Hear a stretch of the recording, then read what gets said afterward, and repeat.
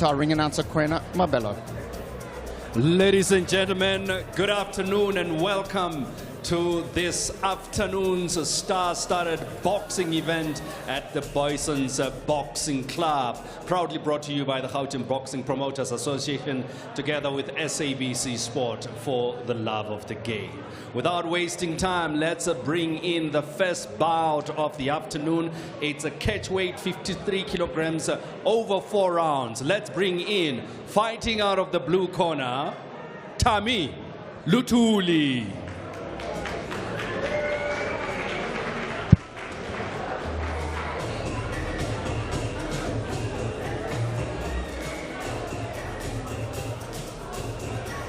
Lutuli, the boxer from the Gauteng, is trained by Siabonga, a promising youngster. I think this will be his second time to fight in this arena.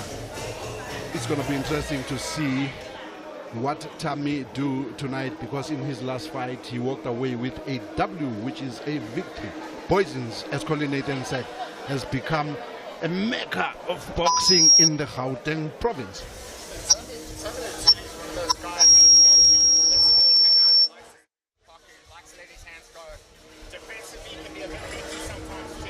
But likes to throw bombs from round number 1, and I expect the same kind of fight from him this afternoon.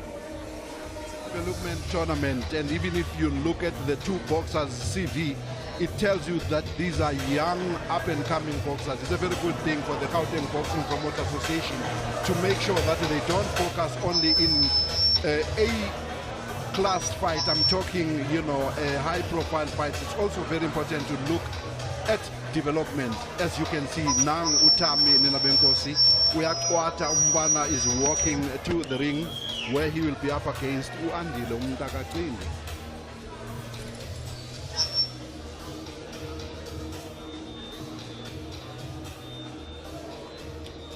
The referee is Rian van Rensbeck. Who's Rian van Rensbeck? Well, it looks like he's a new referee, a new official for Boxing South Africa here at Gauteng. Now, ladies and gentlemen, let's bring in his opponent, Andile.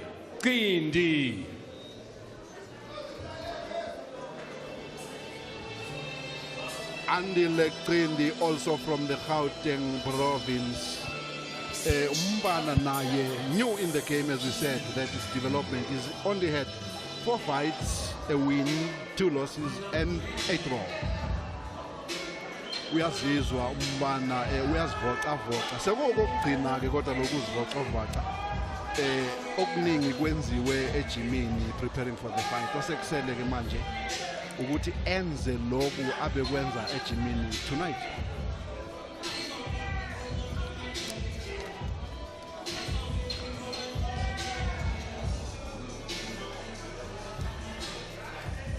Ladies and gentlemen, let's get ready for the first bout of the afternoon. Let's officially introduce the two boxers to you.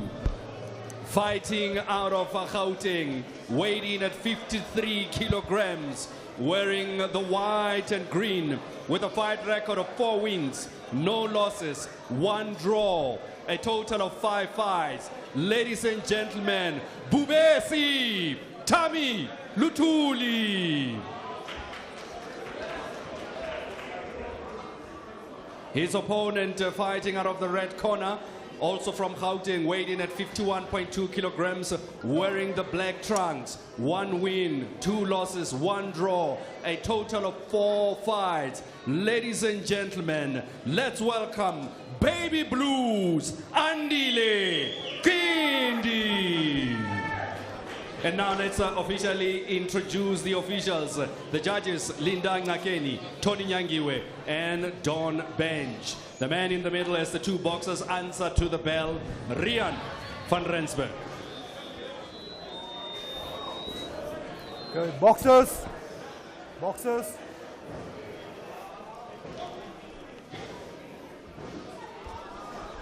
Obey the rules by all time. Listen to my command. You protect yourself at all times and enjoy your fight. Shake hands. Thanks. Bongs, how was that for a stare down? What a great stare down here to start the fights here this afternoon at the Gauteng Boxing Promoters Association in honor of Talikana.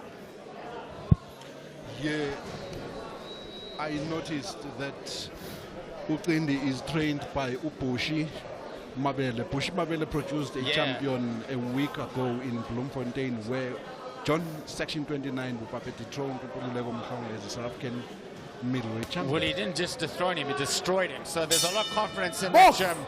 And here we go, round number 1 of this catchweight contest at 53 kilograms. Tammy Lutuli wearing white and green trunks. Fight record 4 wins, no losses, 8 draw and 8 draw. Oh, nice right hand from Tammy. As we said, Bongani, as we discussed, Tammy likes to throw bombs from round number 1. It seems that Andile is also not giving an inch. They're standing right in the pocket, the two of them right now. No feeling out here in this catchweight contest, scheduled for 4 rounds.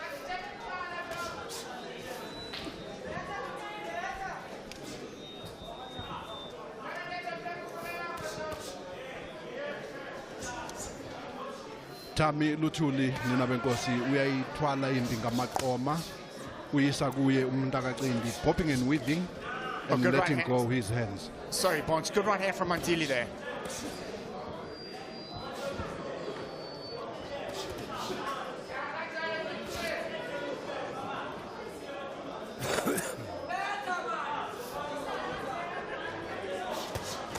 Oh, good left hook from Tammy. Both fighters are throwing bombs here. Tammy switching his attack to the body briefly. We know the effect of a body punch is to take the stamina out of the opponent. Qindi is fighting on the back foot. Unclear whether it's his stance or it's because he is under pressure. Correct. I like when Tuli switches down, Bonds. He threw a right hand earlier, and you could see Andile wince with the shot. Good left hook from Andile. Nice jab too. Blue.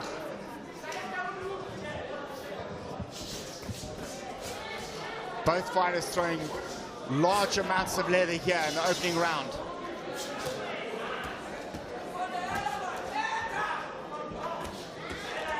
And you can see now Tammy's starting to concentrate on the body. Really digging in those shots, forcing Andile to hold you. Stop, don't hit me, I tell you to break. Andile Qindi nina benkosi uphansi kwencindezi. He does not get the opportunity to get into his own gear. He is forced to concentrate in blocking punches, a variety of punches from Umtaka Lutuli. And Tam, my mic's dead. This bout, this bout started at a blistering pace. One wonders, Uguti, will they keep it that way until the end of the fourth? We can't hear each other.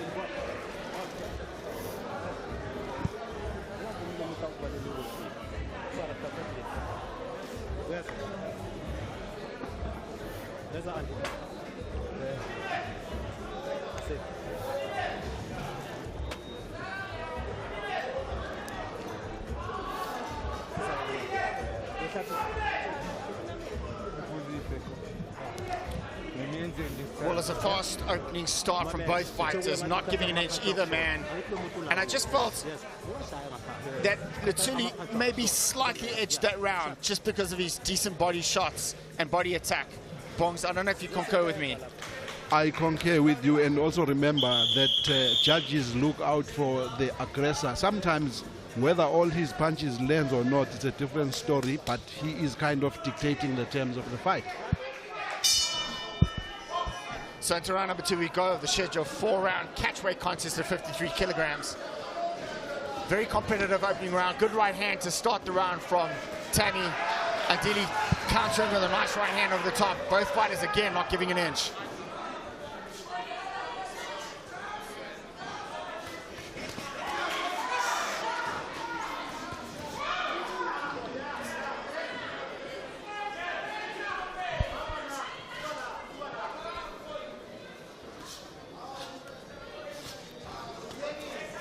And again, Tammy switches down but gets caught with the right hand over the top from Andile.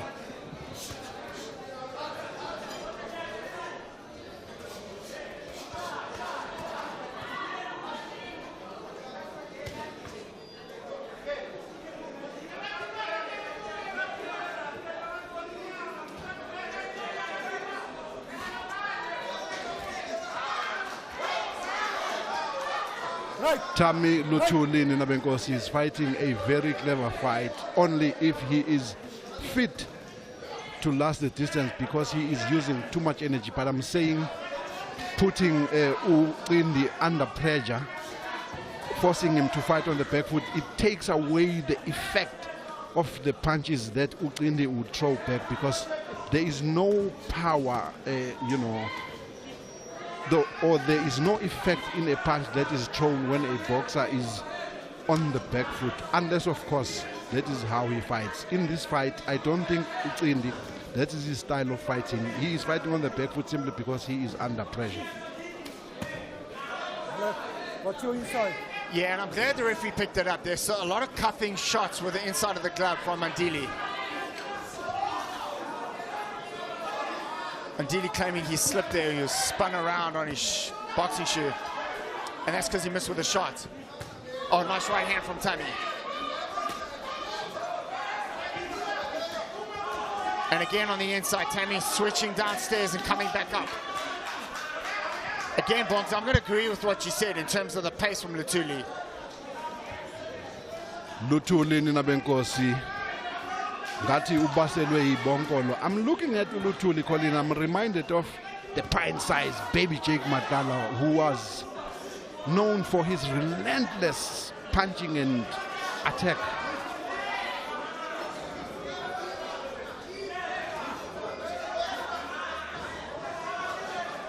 Well, you could see the way the two fighters stared at each other in the center of the ring from the instructions. They didn't want to give an inch, and it seems that way even now. 10 seconds.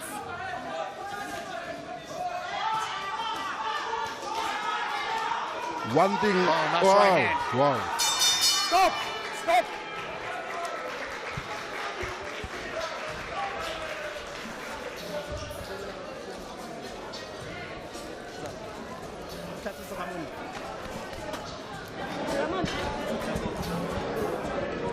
Ngitshela ngathi phuma ikhonela ngithi. Yeah? Uma ikhonela. Apha metsa. Metsi. Yes, uma emarubi. Ngene emidleni. Alikhathi izinto zakushota. Uyazikhathaza, yes. Kathi ama-shot pass. Tammy Lutuli Ninabenkosi, njengoba umbona icotha ujikjela ibhakela esinamandla. I like the way how he mixes his punches. He goes up and he finishes his assault or attack esiswini, taking the stamina out of Lutuli, who is fighting under pressure, having to fight from the back foot.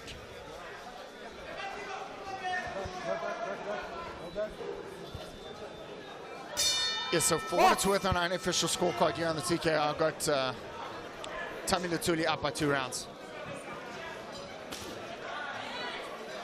Just see that he's more aggressive, letting his hands go more. And it's not like Andile's not trying, because he is. He's just simply being outworked right now. Again, Tuli switches downstairs, comes over the top of the right hand. Oh, nice right uppercut from Lutuli. Andile seems to be taking these shots really well, Bongs. Yes, he is. But I like what his trainer said to him, Mupush, that get away from the corners. Sebenzisa i-ring, use the ring rather than allowing yourself to be trapped in the corner, because that is where Uqindi throws bombs. Fighting in the middle of the ring, that will force him to actually come closer to you, and that is where you must picking up as he comes with your jab, because Colin, Uqindi has a slight height and reach advantage, which he should be using to his best of his ability. Yeah, I agree. I think he should be planting his feet, trying to establish that jab to set up the right hand. But he's not doing that, because Tammy's actually not allowing him to do that. There he's trying, but with very little success, as Tammy keeps moving his head and coming and breaking his range.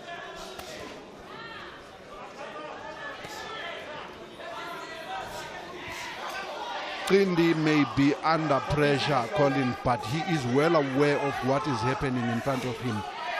I like that. It's not that he is overwhelmed by everything. We should say a situation where anything can happen. Right now, I can tell you, most of our punches Gatami landed on Qindi's guards. He blocks them beautifully.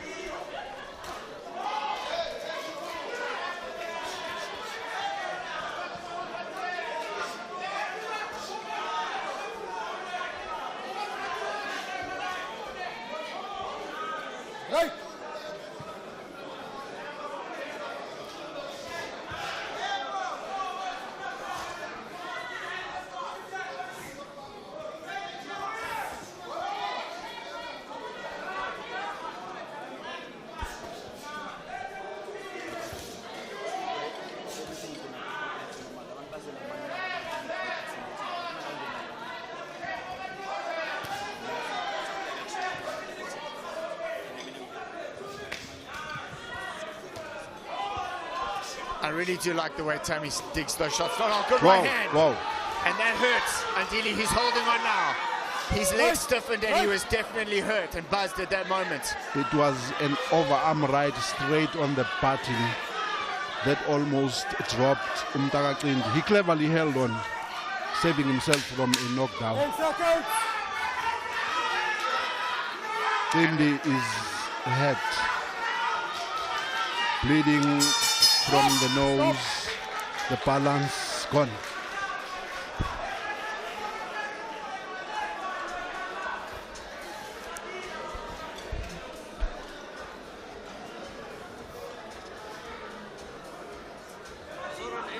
What is this broadcast?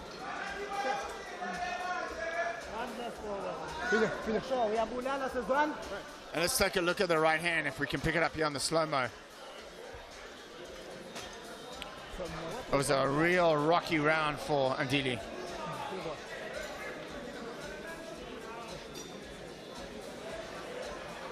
And they're Lutuli hitting the body nicely in that position. And that was just before, that was just after he landed the right hand. Guys, we need to pick up that right hand. So good round for Tammy. I've got him 3-0 going into the last round. Andile honestly needs a knockout on unofficial scorecards, yeah. Or certainly a few knockdowns.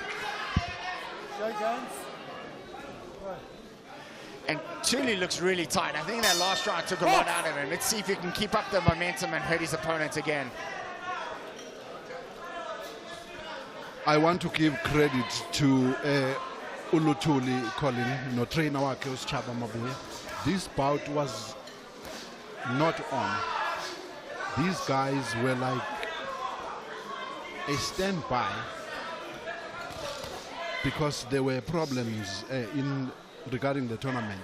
Basically, he did not prepare fully for the fight because it was not certain that he was going to fight. But the way how he has handled himself from round one, I mean, it says he's one of those boxers who stays in the gym with or without a fight. Yeah, and that's the way it should be with athletes, especially in boxing. There should be no out of season as per se in boxing. Bagwele abantu nina benkosi eBoysing fans came out in big numbers despite the unfriendly weather. That goes to show you that people love the sport of boxing. Just seems to be a rise in South African boxing. There are so many platforms, so many opportunities now, and this honestly benefits the fighters. COVID really did knock back the sport for 2 years, so it's great to see a really full venue here this afternoon at Boyson's. And again, Bongs, I need to make mention, besides the show being in honor of Luyanda Kana, again, it's Gauteng versus London, Eastern Cape. There's a lot of rivalry between the provinces, and that's just great for the sport. Sporting rivalry, to be precise.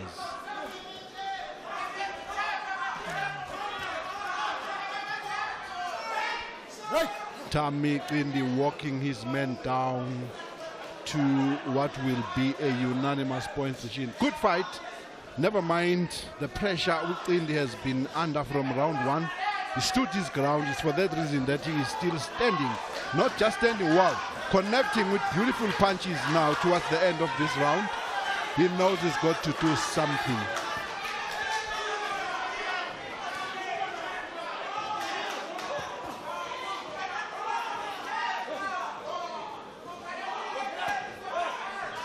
Oh, the left hook to the body hurt Lutuli. You could see him step back and take a deep breath in. It's a good comeback of sorts for Andile. I don't think he's winning this fight, but certainly coming back nicely in the last round. Showing a lot of grit and determination. And also is showing good skills. A nice right hand again from him. Another right hand. It would have been interesting to see this fight be a 6-rounder.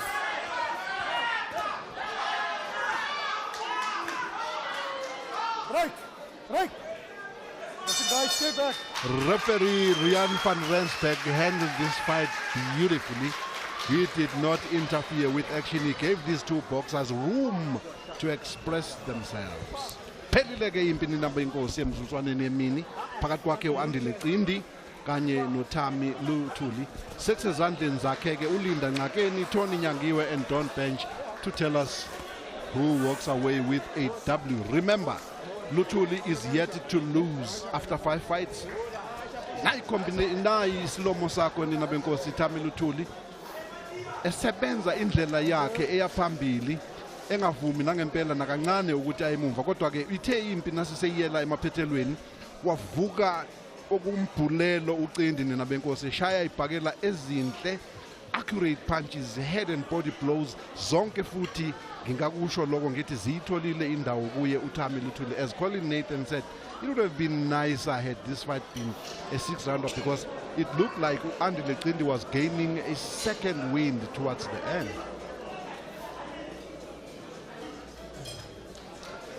Silindele ke ukuthola ukuthi ubani oyinqobile lempi, kodwa ke la ku TKO ngizwe uColin Nathan ethi unofficial. Yeah, I see you looking at my score. Unofficially, I got a 37-39 for Thami Lutuli. I thought Andile fought really well in the last round, came back nicely, dominated the round, and that's why I said to you, it would have been interesting to see a 6-round contest in this. So Andile feels that he won, just looking at his body language. But it's going to be interesting. I mean, unless we've got it off and we're off color here this afternoon, maybe a draw. But I honestly thought that Thami boxed well in the first 3 rounds, faded in the last round, but lost the last round. But, you know, that's why it's 4 rounds. You can't win a fight in 1 round. The bottom line is that the doomsayers who have been saying that boxing is dead must catch a wakey. These are up-and-coming fighters. You look at the manner in which they handled themselves from the first round. It wasn't just about throwing punches. They showed some beautiful skills. The more fights they get, the better they will become. And then we will have boxers to represent us against the best in the world. Well, we certainly got the talent. We've got good trainers here in South Africa as well. So with that, let's set it up to the ring announcer, Quentin Mabena. Ladies and gentlemen, let's give the 2 boxers a round of applause. This was scheduled for 4 rounds, and it went the distance.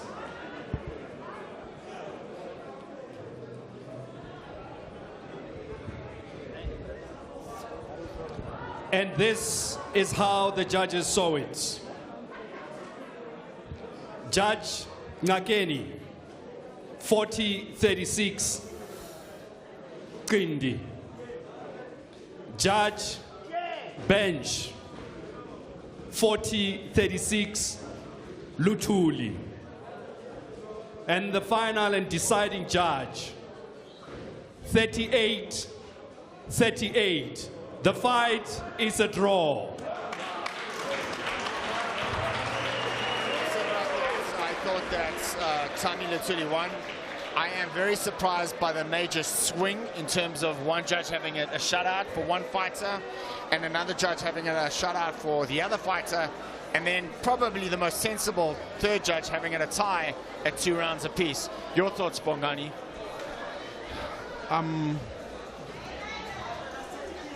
I'm left speechless by the judge. Don't be left speechless, because the fight 40-36 in favor of Koteli. honestly speaking, I want to applaud Utoni Nyangiwe for a draw. Yeah, I think that was probably the most sensible score. And with that, let's go to ad break.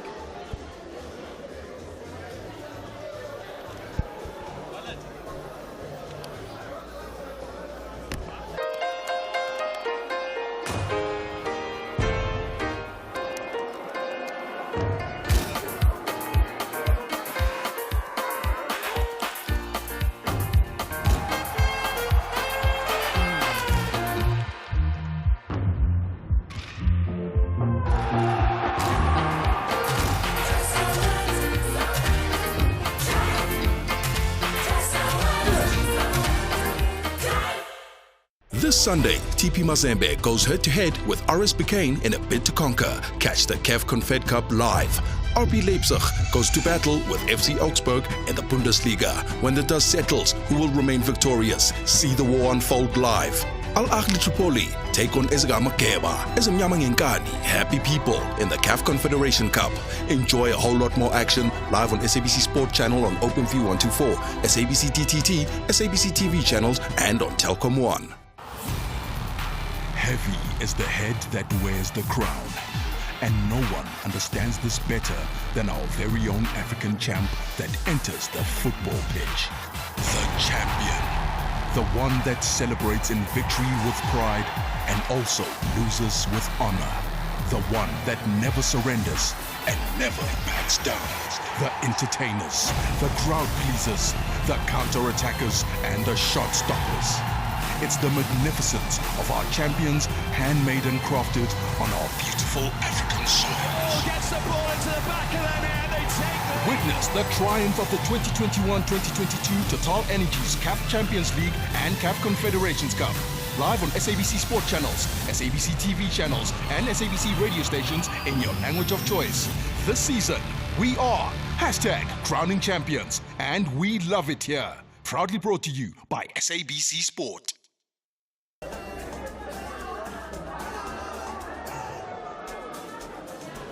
Luyanda Akana, a matchmaker par excellence, Colin. You know what I love most about what is happening tonight is that the Gauteng Boxing Promoters Association did not say Luyanda Akana is from the Eastern Cape. Therefore, we have got nothing to do. No, they recognize his talent and ability and honor. That is why they are honoring him tonight. Yeah, I mean, absolute legend for South African boxing. This is in honor of him. And with that, let's cross over to our ring announcer, Quena Mabena. Ladies and gentlemen, let's get ready for the second bout of the afternoon here at the Boyson's Boxing Club. This tournament in honor of a legendary award-winning matchmaker, Luyanda Akana. Proudly brought to you by Gauteng Boxing Promoters Association and SABC Sport for the love of the game. This next bout, it's a flyweight scheduled for 6 rounds. Let's bring in, fighting out of the blue corner, Kayaletu Mbeje.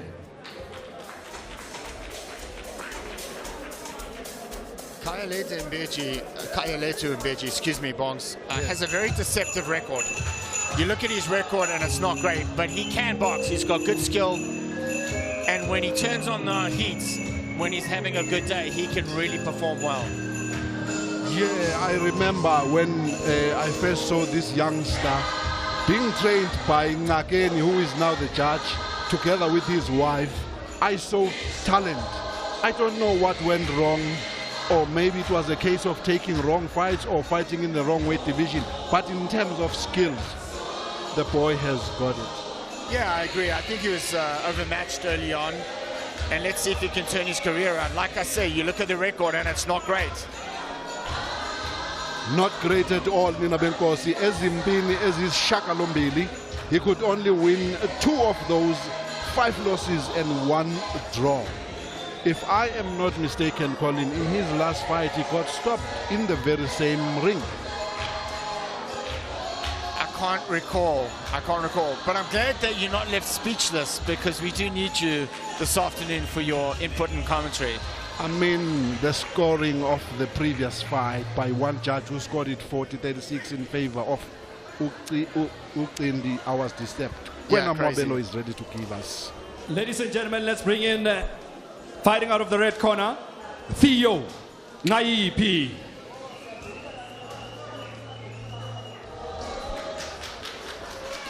Theo Ngaipi, all the way from the Eastern Cape. This tournament, a mixture of boxers from previous, I beg your pardon, from different provinces. Jengoba sishoke kutike umtaka Ngaipi, 10 fights, 5 wins, 2 losses and 3 draws, is up against Yena Ukale Tumbeji in a flyweight division. Probably, you know, making sure that boxers from Luyanda Kana's province are also involved. Yeah, but it also creates more of that rivalry which we were discussing. You know, Eastern Cape versus Gauteng. So it's just great. It's just great for the sport.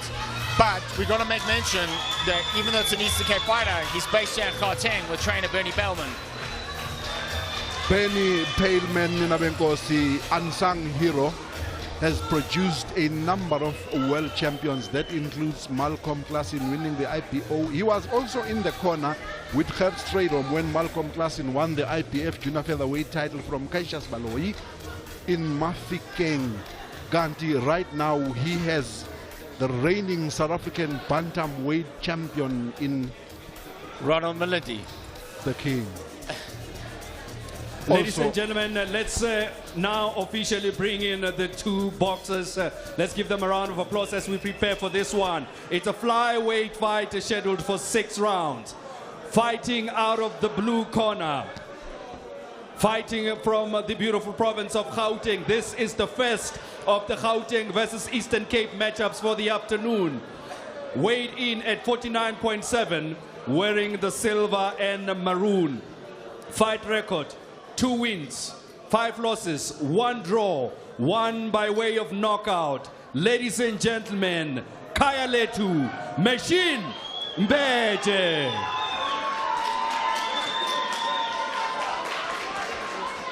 His opponent fighting out of the Mecca of South African boxing, the Eastern Cape, weighed in at 50 kilograms, wearing the silver and black.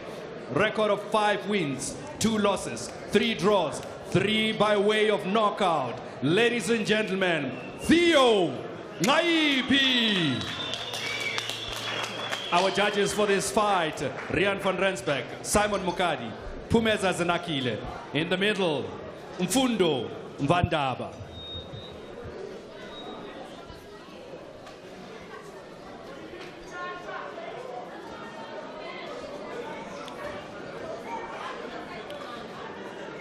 Bongs, what I like to see and what I'm liking here this afternoon is the new blood of officials here in Gauteng for Boxing South Africa.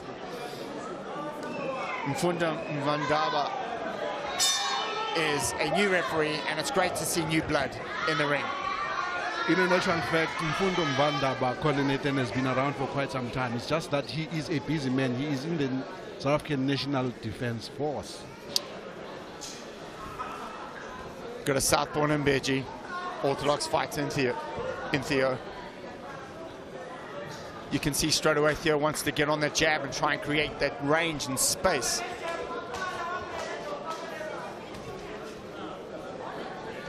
I like the looks so far in terms of strategy so far here in the opening round from Theo, getting that jab going.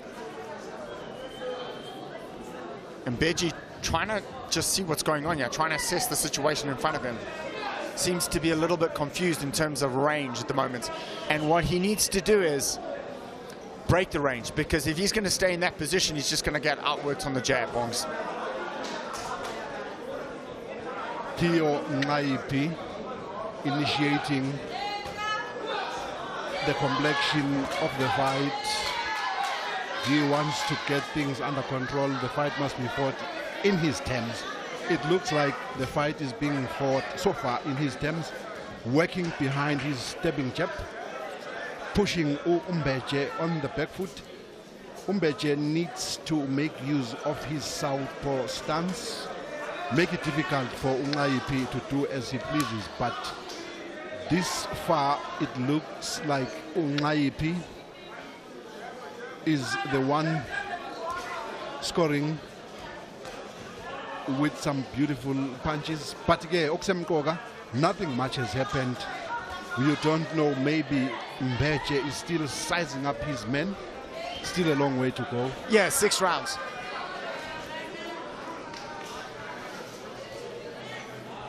But Mbeje has to close the range. Good right hand down the middle from Theo. A nice right hand again. Oh, he buzzes Mbeje. Mbeje felt that right hand, Bongani. Definitely, I saw his knee buckle a little bit. I don't know whether Ungaipi did not see that, because had he seen it, he would have jumped on him and get the job done early than late. I wanted to ask a question to you, Colin, as a trainer. When your boxer has lost so many fights, like in the case of Mbeje, how do you motivate them? It's really difficult. I mean, you got to turn a kid's career around, and Mbeje hasn't done that as of yet. So you could almost call him like a journeyman here in South African boxing, and we don't have many of those because of, you know, the blackout on TV years ago, and also COVID made a lot of fighters actually look and reassess and retire from the sport. So it's really, really difficult to make a journeyman into a winning fighter. And of course, when you've lost so many times, you have that losing mentality, which is often a negative result for a fighter's career.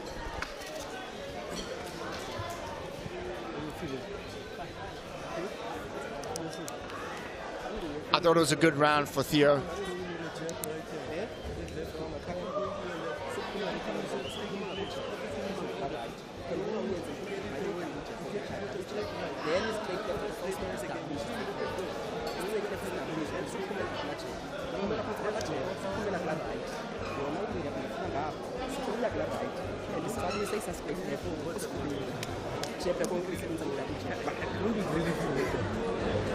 We must still fight 6 rounds, huh? Okay? Everything is fine. Everything is fine. Stay focused on defense.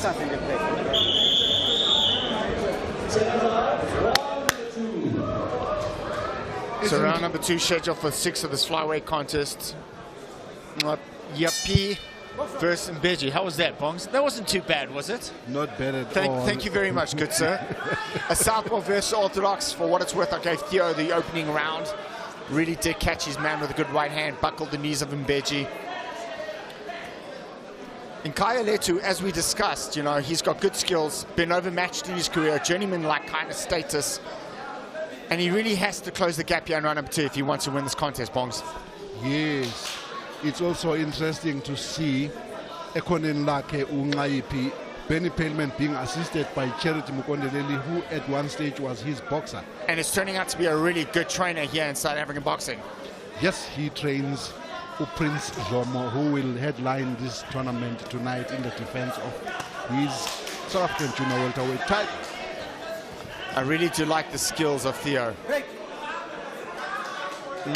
Yippee. Better, getting better, as I said, here this afternoon at Boyson's Boxing Club. And Mbeje has to make a stand, Bongs. He can't stay in that position, in that distance and range. You said something very profound, Colin. When a boxer has lost so many fights, they develop that negative or losing mentality. Correct. Even when you must win a fight, there's this something that pulls you down. I think Mbeje is suffering from it. Now, in that situation, what must a boxer do? That's such a hard question to answer. I'm not sure. You know, some fighters are content with being journeymen. You know, picking up fights, picking up paydays. Some fighters realize that boxing is not for them. It's all relative to the person. I mean, we've seen fighters in the UK with like 10 wins and 100 losses, and they're quite content being journeymen. So, you know, it's no disgrace, you know, earning a good payday and giving 100% in the ring or becoming a journeyman. Huye Mbeje loyo esikhuluma ngaye nina benkosi, wearing silver and maroon trunks. He's a young man. He's got to, if I were to give him an advice, sit down, asfune, find himself. Maybe this sport of boxing as a fighter is not for him. Yeah, I mean, it's a hard conversation you have to have with a fighter. You know, some fighters just simply won't give up, and you know, that, like I said, they're quite content on being a journeyman. But again, it goes back to what I said earlier. You know, when you've lost so many contests, you develop that losing mentality. Theo Ngaipi seems to be having an easy afternoon in Abenkosi. No pressure whatsoever. It's his first fight under trainer Benny Payman. Oh, good right hand. Wow. Good right hand counter. Wow. Kailetu was stepping in, punched a little too long, and Theo stepped him through the right hand counter. Beautiful shot.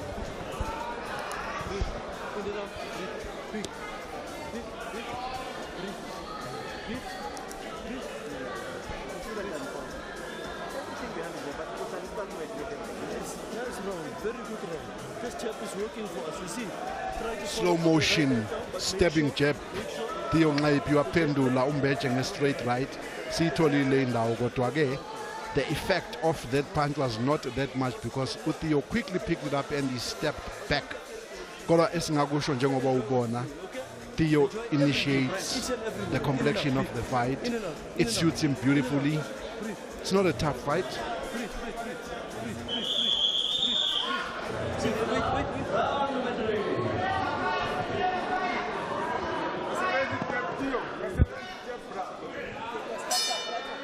So into round number 3 we go. Sorry, Bongs, of the scheduled 6-round flyweight contest. For what it's worth, our unofficial scorecard here on the TKO, we've got Theo Yipi winning 2 rounds, going to the 3rd round. So I'm getting better, Bongs. Thank you. I appreciate that smile and encouragement.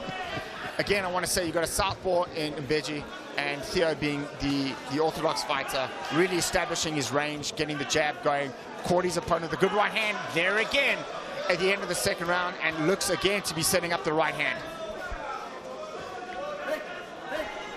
Kaya Mbeje Nilabenkosi, he's throwing himself clumsily at Theo, and Theo is a smart boy. He picks that up and bese emthinta nje hayi kakhulu, uyamthunuka ngezimbili entathu zithole indawo. I think now Mbeje is being controlled by emotions. That is a big problem because this sport of boxing requires a lot of patience. You can't allow emotions get the better of you. And I agree. I think the emotion is frustration. I think he's trying to score and he's getting picked off on that jab. And then when he does attack, he gets caught with the right hand coming in.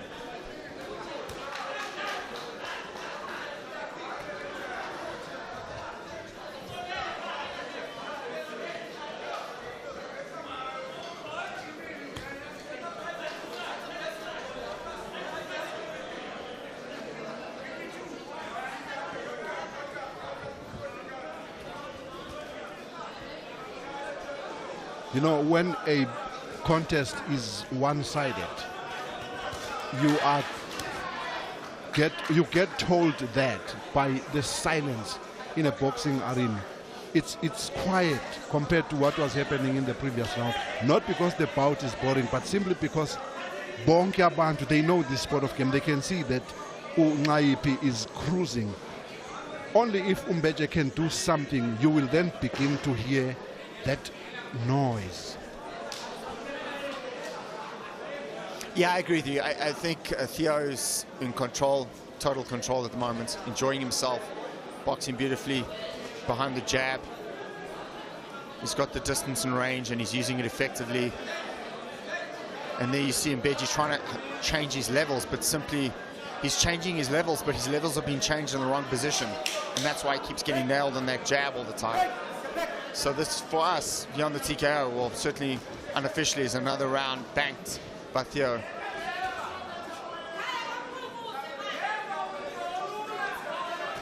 I don't want to sound negative, but I am tempted to say for Theo, this is like a sparring session.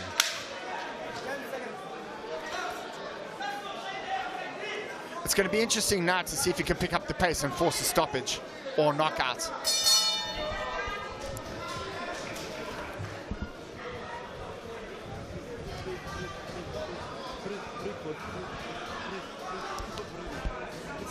Listen, everything is going fine, but you have to start using right hand now. Slow motion.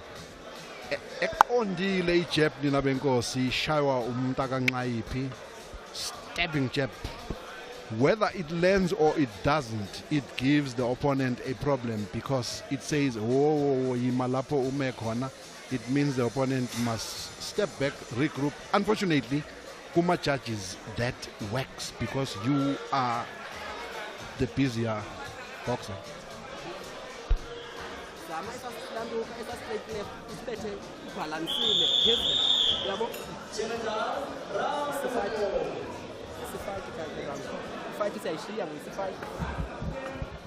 So round number 4 we go, into round number 4 we go, scheduled for 6 of this flyweight contest.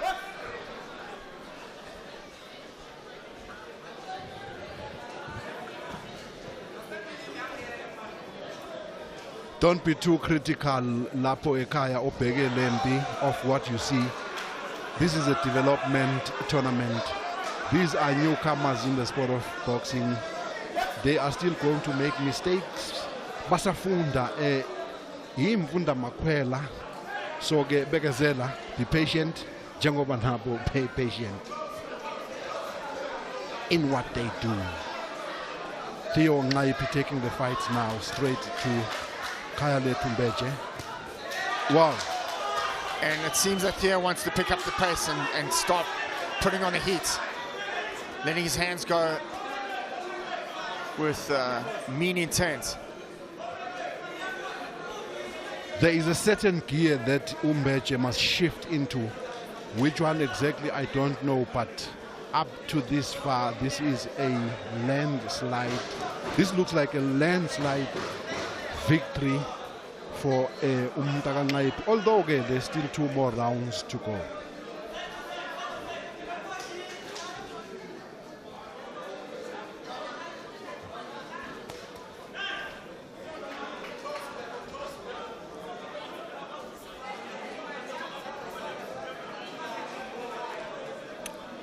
What I would like to see Theo do is switch his attack downstairs. Nice left hook from him though. Nice jab and a hook off the jab as well. Good right hand on top of the head. And that buckled Mbeji. Oh, nice right uppercut from him too.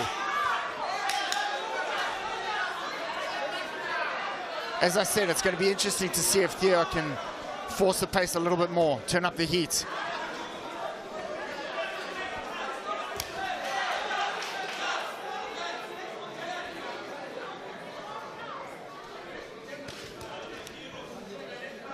Kayale Tumbeje spends quality time thinking, not making those openings. There is no way that Theo will open up for him and Ati Ngishai. So he's got to do something. Get busy, work behind the jab. He's got long arms, Ungaipi. Try to get under those long arms, work his body. Like I said, there's a gear that Umtakambeje shiftele kuyo to show what he really wants to win this fight, unless he is okay with being an opponent. Oh, good exchange by both fighters, and Mbeji had a little bit of success, but not enough.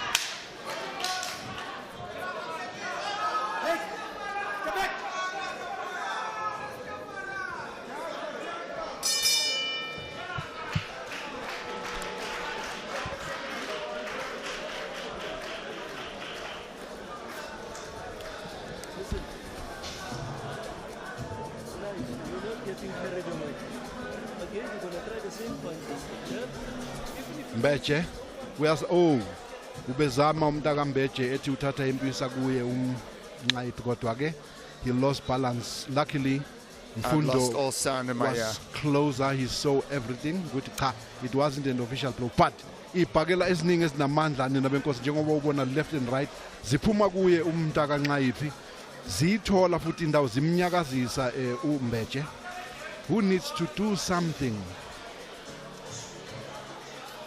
to show that I can't hear anything. He wants to win this fight.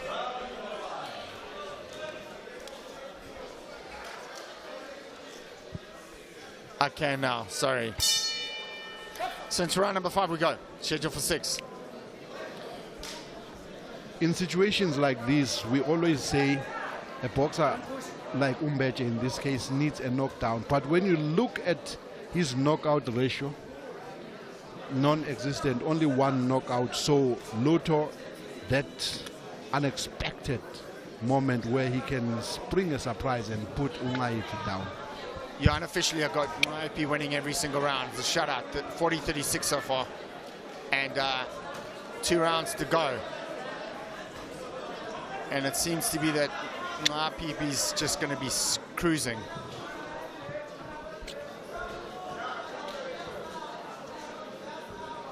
Break. Break. Blood trickling down from the nostril of Mbeji.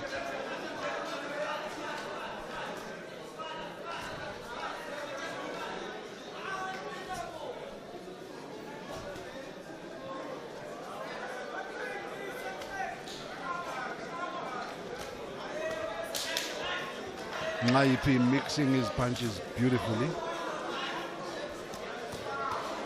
I like work rate kan Ngaipi. I like the awareness. I like the consistency. He's ticking all the boxes. It's a situation where Ngaipi, if he can decide to go for a jugular, this fight will end. Yeah, that's why I said to you a couple of rounds ago, I said, like, it'll be interesting to see if he does up the pace, you know, turn on the heat and put the heat on to see if he could force a stoppage or knockout. We need this heat. It's very cold inside here.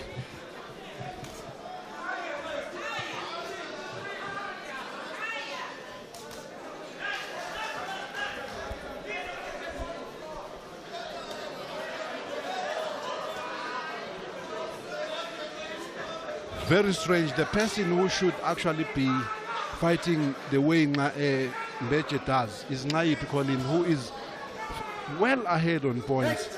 But Mbeji, who should be pressing the action.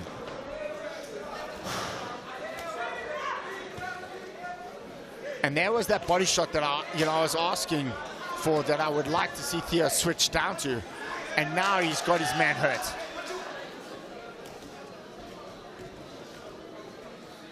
Uselungile nina benkosi umntaka Mbeji, usethambile. Asekudinga nje, usedinga ukupotozwa. If the ring is very soft, uyolala comfortably, but ke kusezandleni zakhe uNqayiphi ukuthi uyakwenza lokho noma cha.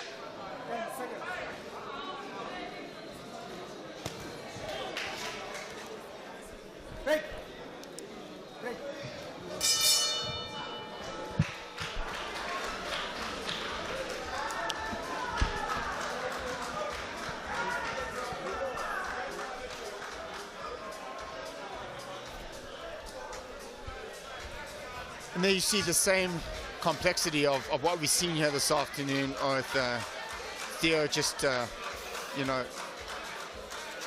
boxing effectively here this afternoon, largely behind his effective jab to set up the right hand and go downstairs occasionally.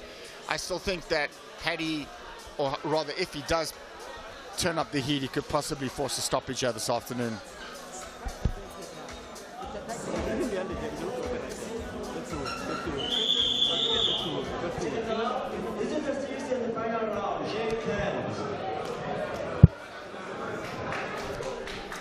So the last round we go, Bongs.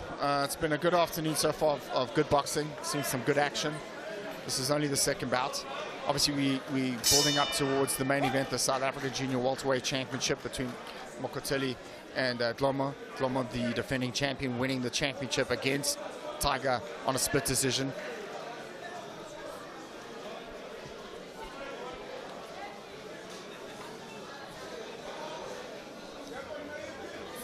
Umntaka Mbeji uyagagamela, kusho ukuthi ngamanye amagama uyasikaza.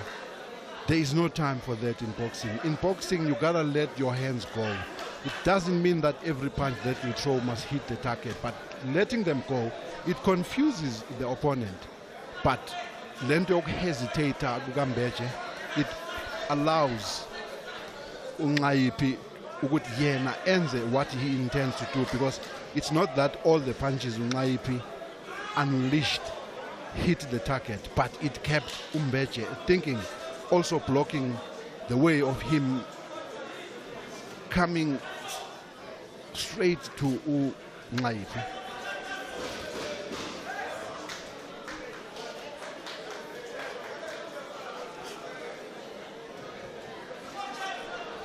I see a lot of people wearing their masks. I am impressed. The numbers are rising. South Africa, we've got to make sure that we follow all the protocols. Sibilesifo, I can tell you now that one bout in this tournament has been cancelled because of the positive COVID cases. I must say one thing though, I think this strain of people being infected with COVID is a lot mild compared to, say, the Delta variant. So I'd like to think, you know, we've got immunities and people obviously taking vaccines and so forth. So I think, please God, hopefully soon COVID will be a thing of the past.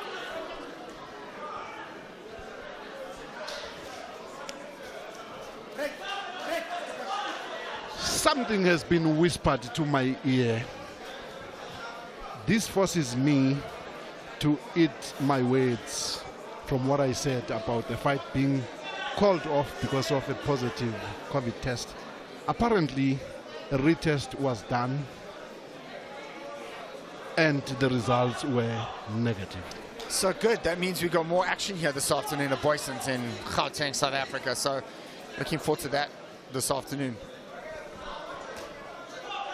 20 seconds remaining on this contest, flyweight contest over 6 rounds. And for what it's worth here on our unofficial scorecard, I've got Theo Yipi winning this contest 6-0.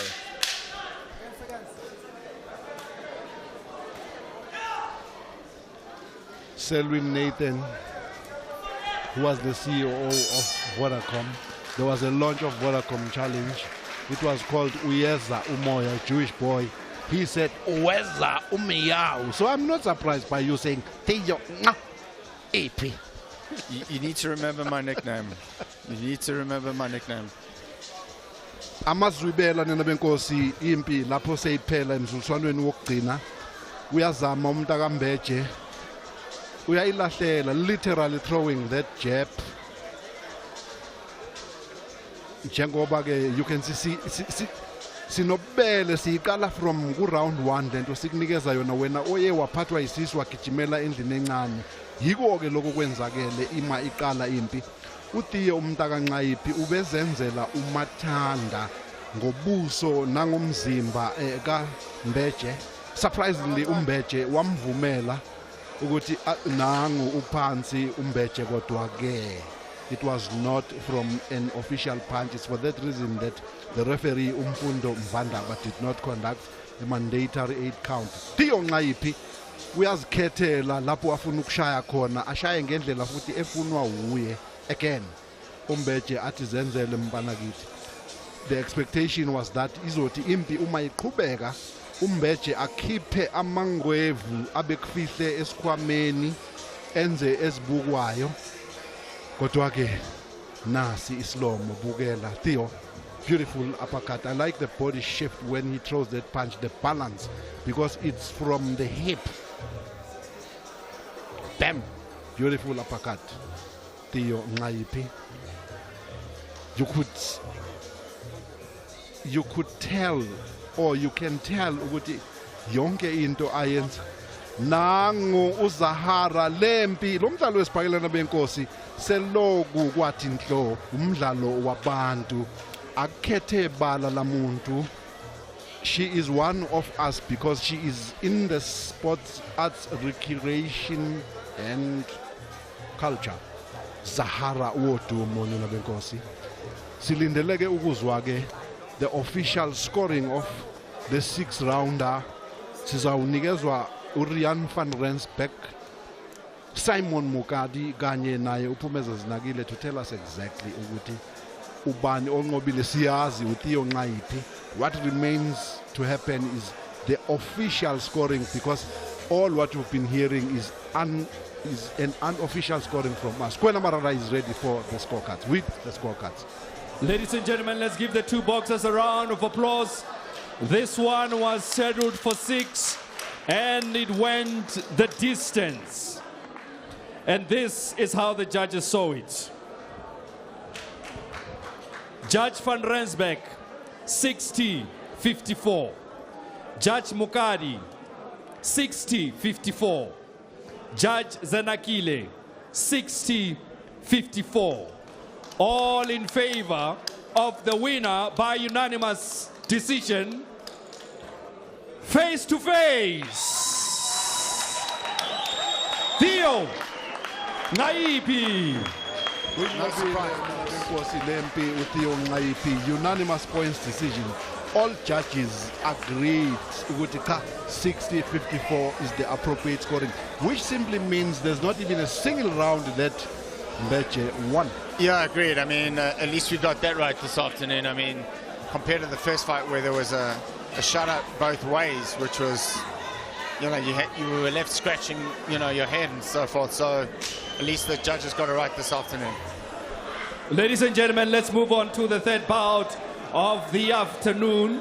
This one is a cage weight 64.5 kilograms, also over 6 rounds. Fighting out of the blue corner, Siabonga, Mabena. Siabonga Mabena from the Gauteng province. He's been to a number of trainers. Anton Gilmore, Lionel Hunter. I don't know whether he thought they were the ones who did not give him the right decisions to win or the right instructions to win his fights. He changed them, but that did not change at all, simply because even where he is, he still has to register a victory. He's a capable boxer from Soweto, this Sia Mabena. 6 wins in 11 fights. Namhlanje ekhoneni lakhe nina benkosi ngimile ngilindile ukubona ukuthi who will be manning his corner, because I am not too sure as to who trains him now. It's Riaz from Brawl Gear who's been training him for this contest.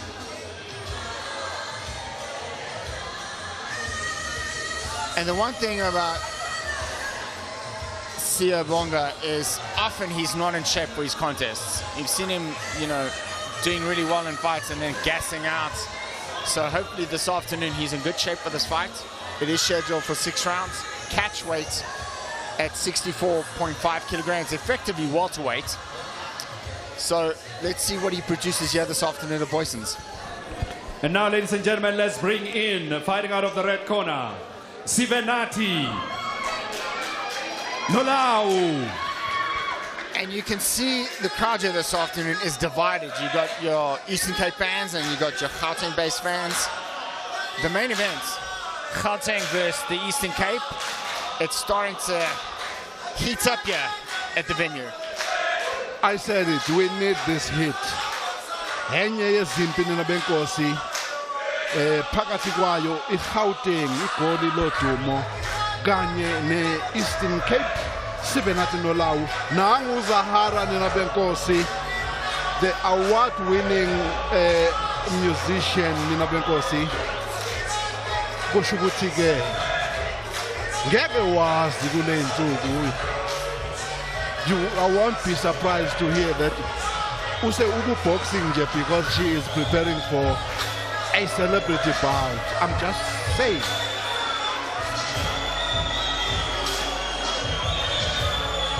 These things happen in Abenkosi. Angitati emoyeni. Who knew that Ukaspa Nyovest, multiple award-winning musician, would don the boxing gloves competitively in a boxing ring? Kanye naye futhi omunye umculi bathi unamsa or nam music yenzakele ngempela the celebrity bout at Sun City. But wala abantu, I'm talking 6,000 people at Sun City Bowl to witness the inaugural or the first of the many to come celebrity bout. Ladies and gentlemen, a big round of applause to the two boxers. Let's officially welcome them into the ring. Fighting out of the blue corner. Ladies and gentlemen, before we do that, can I just ask you that and remind you that we are well in the 5th wave of COVID-19. Please, if you can, put on your masks. Thank you. At any given point, please sanitize. There's sanitizers everywhere. Thank you very much. Let's get into the action. This one is scheduled for 6 rounds. It's a catch weight, 64.5 kilogram. Ladies and gentlemen, let's introduce, fighting out of the blue corner, all the way from Gauteng, weighing in at 64.1 kilograms, wearing the red and black, with a fight record of 6 wins, 4 losses, 1 draw, 3 by way of knockout. Ladies and gentlemen, Siabonga, Mabena. His opponent fighting out of the Eastern Cape, weighed in at 67.9 kilogram, wearing the black and red, with a fight record of 4 wins, 1 loss, 1 draw, 3 by way of knockout. Ladies and gentlemen, the fighting pride of the Eastern Cape, Sivanathi Nolau. Our judges, Mfundo Vandaba, Linda Ngakeni, and Don Bench. In the middle, Yap van Jebenezen.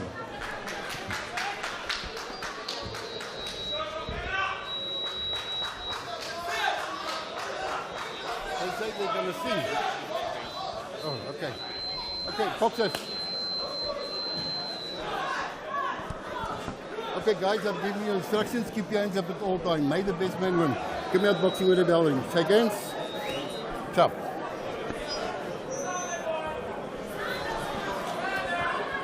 So catchweight contest scheduled for 6 rounds at 64.5 kilograms. Effectively, like I said, to Bongani Makasela, welterweight division. Round number 1. Nolau versus Mabena. Nolau got a big crowd support here this afternoon at Boysons and comes out in the southpaw position. So again, we got an orthodox versus southpaw. Sivanathi looks really tight. Mabena kind of seeing what's in front of him here this afternoon. Missing wildly with a lunging right hand.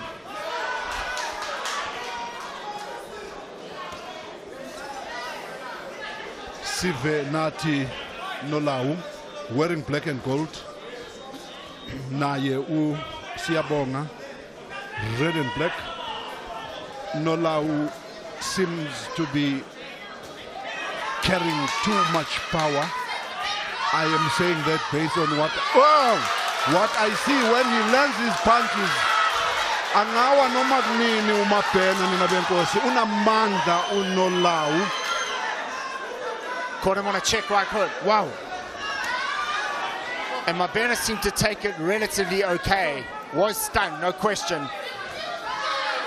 But Sivanathi again looking to establish a jab, look for the left hand. There's the check right hook again.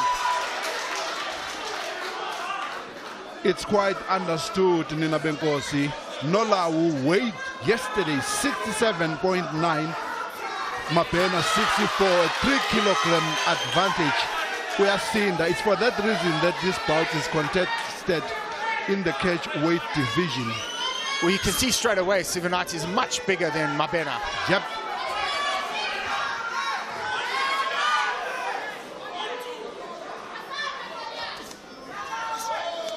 Sivanathi 3 knockouts in 4 wins, Nina Benkosi. Logo kukutshela ukuthini unamandla umntaka Nolau noma ushaya ibhakela ezibuhlungu. Uzishayile zitholile indawo zamnyakazisa uMabena kodwa he is still in the fight. Mabena's caught Sivanathi with a couple of good left hooks. And it's going to be interesting to see if Sivanathi kind of gasses himself out as these rounds progress. The arena has come alive, Nina Benkosi. Bamenge nyawo ababukeli abathandi besibhakela who ignored the chilly conditions. Bezala at Boysons Hall to be part of this development tournament that is staged in honor of matchmaker par excellence Luyanda Akana from the Eastern Cape. It's been a good round. Uyadela uMakhasana Nina Benkosi. Angifisi ukuba usiya Mabena kule ibhakela ezihlala esiswini kuyophuka imbambo kukhulume inhlamvana ezinye ziyofelela ngempela Nina Benkosi.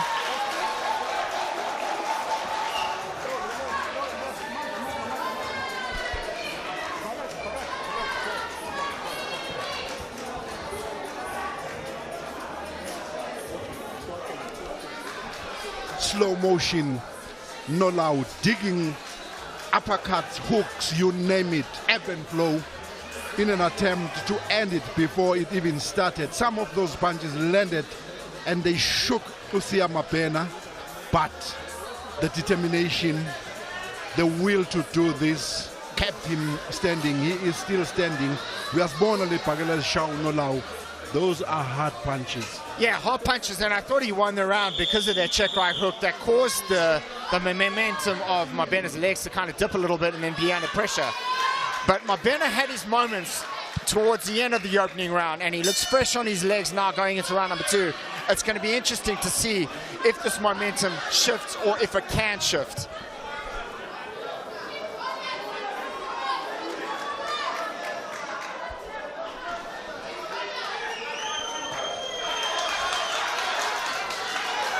I don't like a situation where Mabena allows Unolau to initiate the fight. Mabena should be the one to do that, because what he does is he stands against the rope and allow Unolau to bombard him with heavy punches. Oh, he's caught. Mabena caught him with the right hand. Mabena caught him with the right hand and a good left hook too. Mabena is turning the tables around in Nabenkosi. Ushaya ipakela ezinto uMabena ziyamnyakazisa uNolau. Upaselwe ibonkolo umntaka Mabena. Oh, referee comes in between the fight when he should have waited for the lull in action to replace Injoloba emlonyeni kaNolau. I agree with you. I agree with you. There should have been a lull in action. The referee erred there slightly, but here we go. I mean, this is turning out to be a war.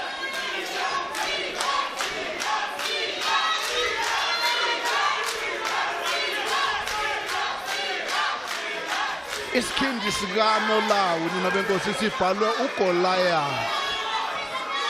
That tells you the story ukuthi okusho ukuthi uMabena uSamson siyayazi ke biblically ukuthi what happened between uGoliath and Samson. Nothing was expected from uSamson kodwa ke the rest is history. Nolau ubuyile ninabenkosi digging those body shots. And I'm not wondering if Mabena's trying to wear his opponent down. Wear him out, rather. Not down. Wear him out. Let him punch himself out. Good left hook from Mabena over the top. Again, it's going to come down to, I've said it before, Mabena often is not in shape for his fights. Let's see what kind of shape he is now. And then we've got to also remember the weight disadvantage in favor of Sivanathi. Yebo, bengishilo ninabenkosi ngathi. And those body shots. uGoliath Genza iphutha elikhulu have just been reprimanded. Thiwa akusuyena uSamson kodwa kwakuDavid. Mabena standing against the rope and allowing Unolau to hit him to the pieces. That will prompt the referee to stop the referee has stopped the fight. He is standing and not throwing back. And you know what? I did fault you up on Ebenezer before for stopping the fight for the gun shield. That was the right call because Mabena, although defending, was not punching back. And the point is, you got to come back. And if you're not going to come back, even though you're defending and you're still under heat like he was, the referee made the right decision, unfortunately, for Mabena. Definitely, at some point, you gotta have to show the referee that you are still in the fight. Throw a punch at least. Don't just stand and allow the opponent to do as he pleases. It's the referee's discretion. Spot on. So I agree with the referee in that position. Nolau ninabenkosi Goliath wasebenza ngoDavid Panza Matende. There we go. Sia trying or doing good in that fight. We are born screening circle. You can see Mabena in this round. He had his moments, taking the fight to Unolau, and that seemed to be working because he connected with some beautiful shots that buckled the legs of Unolau. Yeah, look, if anyone has to be blamed here this afternoon, it's certainly not the referee. He did the right thing. You have to blame the fighter. And I really believe that Mabena only has himself to blame. I mean, it's known in the sport of boxing that once an opponent throws at least 8 or 10 punches, unanswered punches, and here we go. Yeah, you see him covering up effectively, but not punching back. So again, it's a referee's discretion. But if you look, he's not coming back. He's smashing him, and the referee stepped in between. Although, and I have to say this, and I'm going to say this on air, I don't think Mabena was hurt. I don't think he was hurt, but he wasn't punching back. That's right. So he's only got himself to blame here this afternoon, and not the referee. The referee has to protect the fighter, and he did just that. And in an actual fact, we complained about this early in the fight to say this thing or this stance of him standing against the rope is a wrong move completely, because we noticed that Unolau carries power. So how do you allow such an opponent to do as he pleases, standing in the corner when you should be moving around? He will complain, but I understand Mabena's frustration, but he's only got himself to blame. And let's throw it up to the ring announcer, Kwena Morara Mabela. Ladies and gentlemen, let's give the two boxers a round of applause. And let's make it official. The referee, Jaap van Nieuwenhuizen, brings an end to this fight, to the winner in the second round in the time of 2:44 by technical knockout from the Eastern Cape, Sivanathi Goliath Nolau. The official time of the stoppage was 2 minutes and 44 seconds. Uyayinqoba ke lempi umntakanolawu ngomcacamezelo ngemuzo kumlalisa phansi, TKO. He improves his knockout to 4 in 5 wins.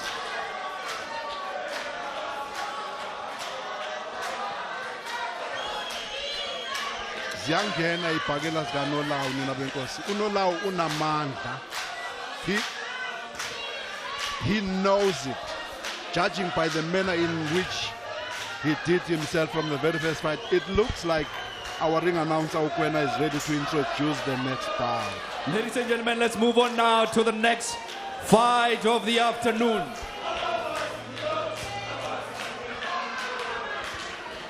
And this afternoon's action right here at the Boyson's Boxing Club, proudly brought to you by Gauteng Boxing Promoters Association in honor of Matchmaker Par Excellence, award-winning matchmaker Luyanda Kana, together with SABC Sport for the love of the game.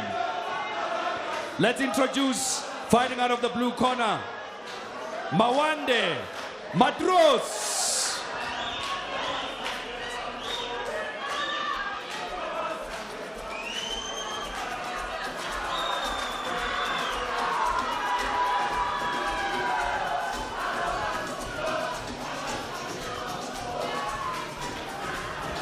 Siyaqhubeka asimile nina benkosi.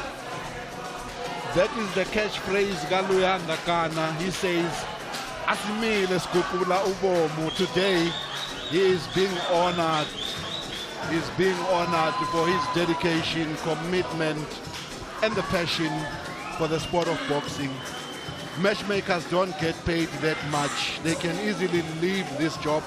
I call it a job because they're getting whatever they are getting, but the love, the passion.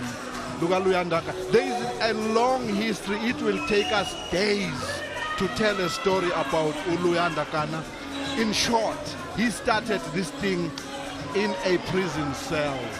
He was advised by Makengesi Stofile to start training fighters behind the bars. To be continued.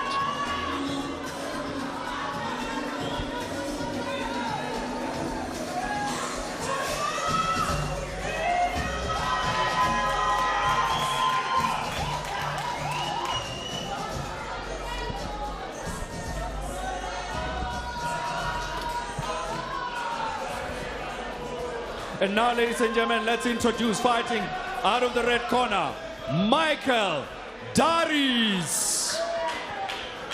Michael Darius from Mabena, which used to be known as Port Elizabeth. He is up against Umantros, based in Johannesburg, but originally from the Eastern Cape.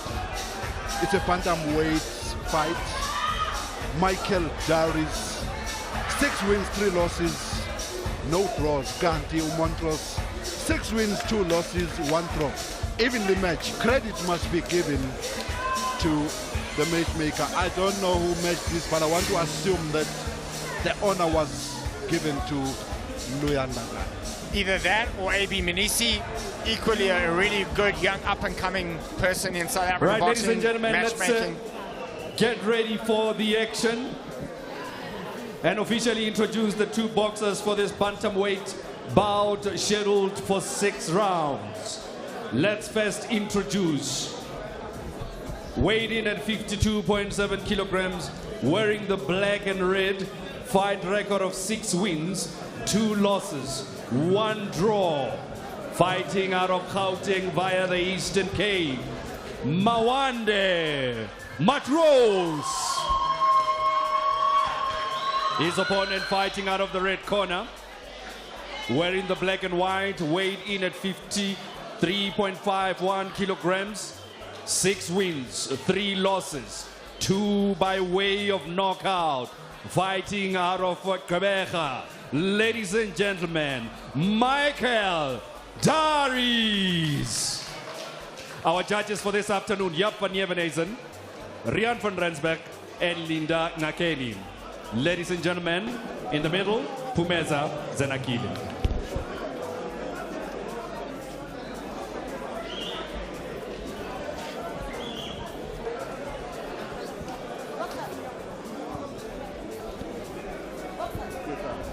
This bantamweight division is scheduled for 8 rounds. Shake hands and go back to your corners. I have just been informed reliably that this bout is scheduled for 8 rounds, not 6 rounds. I have spotted a number of dignitaries in this tournament. That includes the CFO of Boxing South Africa, Mandla Nhlanganiso. Ngimbonile uchairperson of the sanctioning committee, a board member, Sakiwo Soto. Ngibonile the former CFO, I beg your pardon, COO, Cindy Ngomo. Ngimbonile Usabelo Jubata Nina Benkosi, former South African junior featherweight champion, whose career was started by Luyanda Kana behind the bars. When I said that Luyanda started training fighters behind bars. You got Matros, who's a southpaw. Both fighters throwing bombs, and Darius, the orthodox fighter. Right hand to the stomach, left hook on top from Darius. And Matros seemed to be stunned in that position, actually. And inexplicably, Darius is looking at his corner. For Darius. Darius, excuse me, pardon me.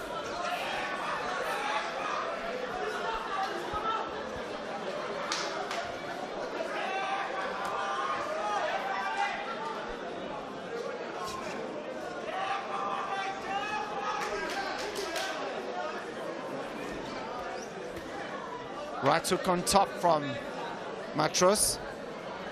Darius trying to get the right hand going with a left hook over. Let's see if he throws it again. Oh, he throws the left hook first. And it seems that he's stunning Matros every time he lands that left hook.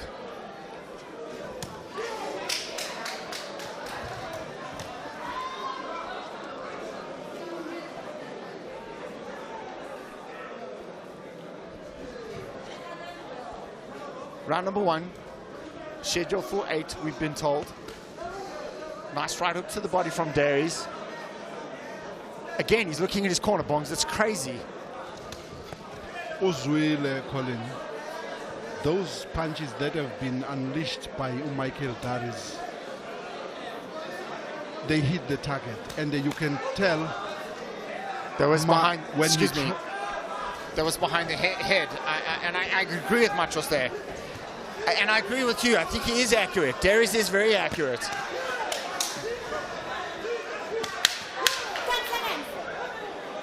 The intent is clear. Yeah, absolutely. I mean, Darius is throwing some hard shots here. Been very effective with his, particularly with the left hook.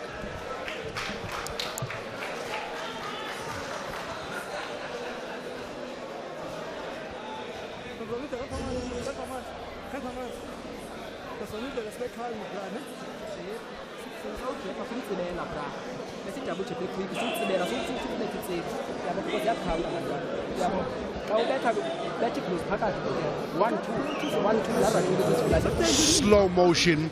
Michael Darius wearing his skin. Tata impinga mankoma uisa Michael. You can tell, Colin. Ama punches got Darius. They're carrying a lot of power. The intention is, or was in this round, to end it before it started. He was successful with most of his punches, and Darius, I beg your pardon, Montrose had to turn his back and look for something I don't know from his corner.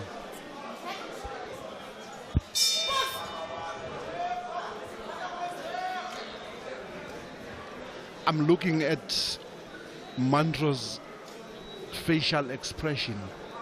I see his eyes popping up. You would swear it is just seen a ghost. I'm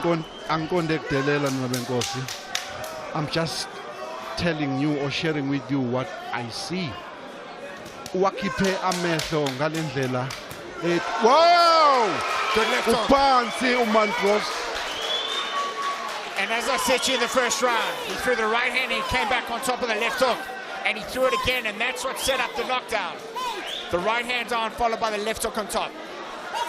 Let's see if he can follow up now. Ogushuguti amehlo umntaka Montrose wakhipha nje ubuhlungu. Wow! Lempi nina benkosi ayindawo. Wow!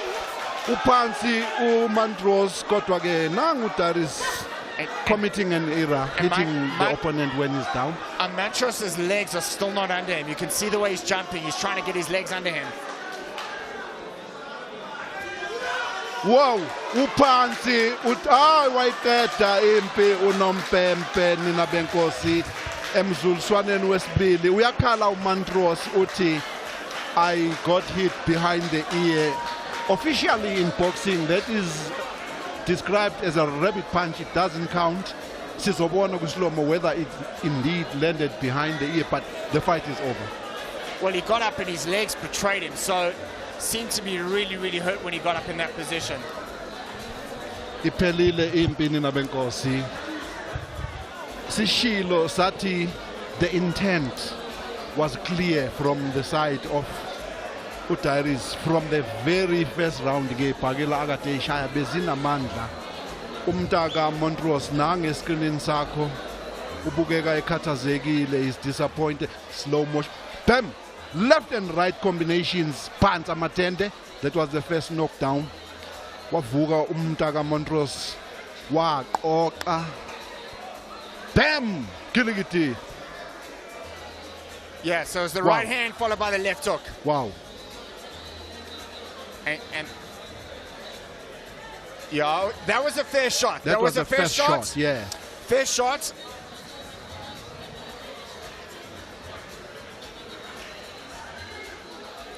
There was a cuffing. There was a cuffing shot behind the ear. Yeah. He's spot on. He's right. I think. There we go. It's more of a pull than a punch. I think Pomeza should have given him the benefit there in that position. Definitely. But there was no question, though, that he was in trouble. And he never had his legs fully under him at that moment. Yep. This is what many boxers do, Colin. When they are ahead, they show the opponent. By turning against your opponent and looking at your corner, it gives your opponent confidence and to say, I got him. That is what Montrose did. And that boosted the confidence of Darius to say, oh, now he's lost the plot. He's looking for instructions from the corner. Unfortunately, that can only happen when the round is finished. Pelile impini nabenkosi, a bantamweight bout which was scheduled for 8 rounds between Michael Darius from Ekbecha kanye naye Mawande Mantros Gauteng, but from the Eastern Cape. Pele emzutswaneni wesibili silinde ukwena sinikeze the official time of the stoppage.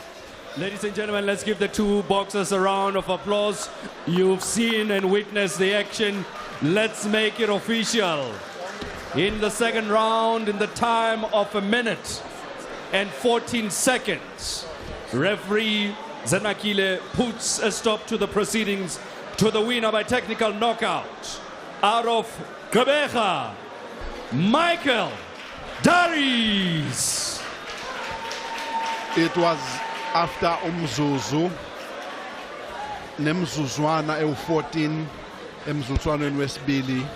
The referee stopped the fight in favor of Michael Darius, who takes his victory to 7 in 9 fights. Kanti Umtaka Mantros suffers his 3rd defeat in 10 fights. Ladies and gentlemen, let's move on to the penultimate fight of the afternoon before we build up to the main event. This one is a junior lightweight, 58.97 kilograms. It's an 8-rounder. Let's bring in, fighting out of the blue corner, Prince Ndlovu. Prince Ndlovu Ninabenkosi is coming off a loss against the kid from Botswana. Yeah. Okay, so, you know, we're on the same level here this afternoon in terms of pronouncing surnames. Prince Ndlovu was an outstanding amateur, represented South Africa, started off as a young, hot prospect, and seemed to lose his way. And now, although he's got new trainers with Shwani Mabaku, and he seems to be falling into the journeyman status. He's a veteran of the game. He's had opportunities to fight for South African title. I remember one of them. He lost a close points decision to Oscar Chauke. He's one of the boxers who has had the opportunities to make his name in the sport of boxing, but unfortunately, there is that thing missing with Prince. He's got the skill, he's got the know-how, the talent and everything, but the problem comes in big fights where he should actually be showing why he is still in the game. I mean, 27 fights already, only 12 losses, only 12 wins against 11 losses. Ladies and gentlemen, let's now bring in, fighting out of the red corner, Siposetu Mvula. Mvula was a South Africa junior bantamweight champion. Can you believe it? He's now changed trainers. He's with Vianney the Beast Bungu. And I know you were looking at me, Bongani, for a reason, and I'm not going to discuss that reason on air. But there seems to be a new chief in his corner, in Vianney the Beast Bungu. And I want to put this on record. Vianney the Beast Bungu should be in the International Boxing Hall of Fame in Canastota. He's been nominated several times. He's missed the cut. But I think and I feel that he is destined to be in the Boxing Hall of Fame in Canastota is Vianney the Beast Bungu, former IBF junior featherweight champion of the entire world. Vianney Bungu Ninabenkosi produced his first world champion as a trainer when he guided Lunga Mad Dog Ntontela to victory for the IPO title some years back. I just don't have the proper descriptive words for Vianney Bungu, a gentle giant of the sport, calm and collected.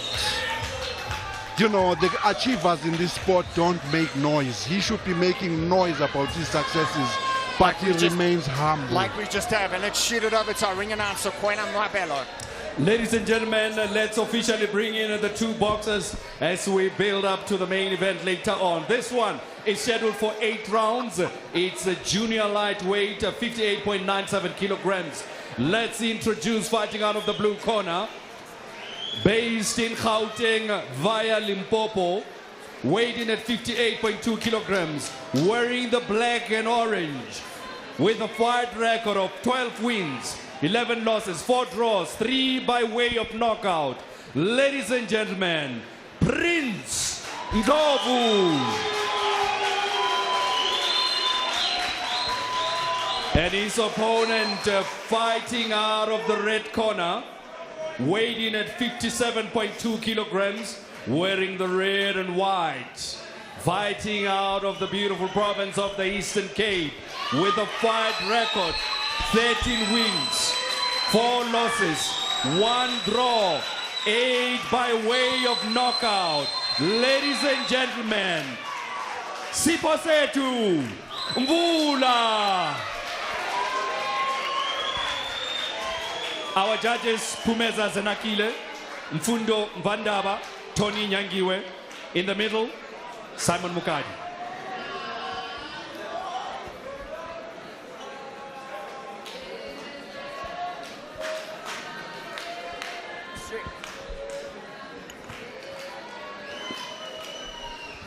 It's going to be an interesting contest. Prince Ndlovu is never in a boring fight. I just want to put that out there.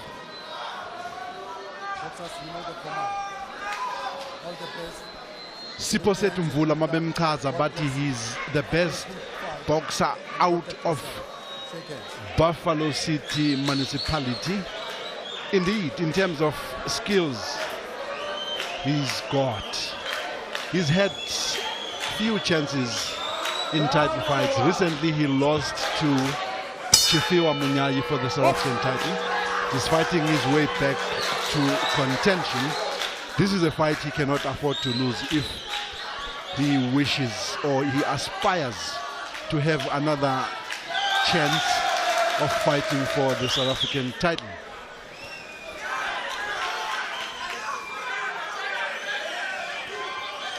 But rain abamazi basuke besho yena ke umntaka Mvula wearing red and white trunks. Colin Nathan, Mvula is rain. I've got to help you in that regard.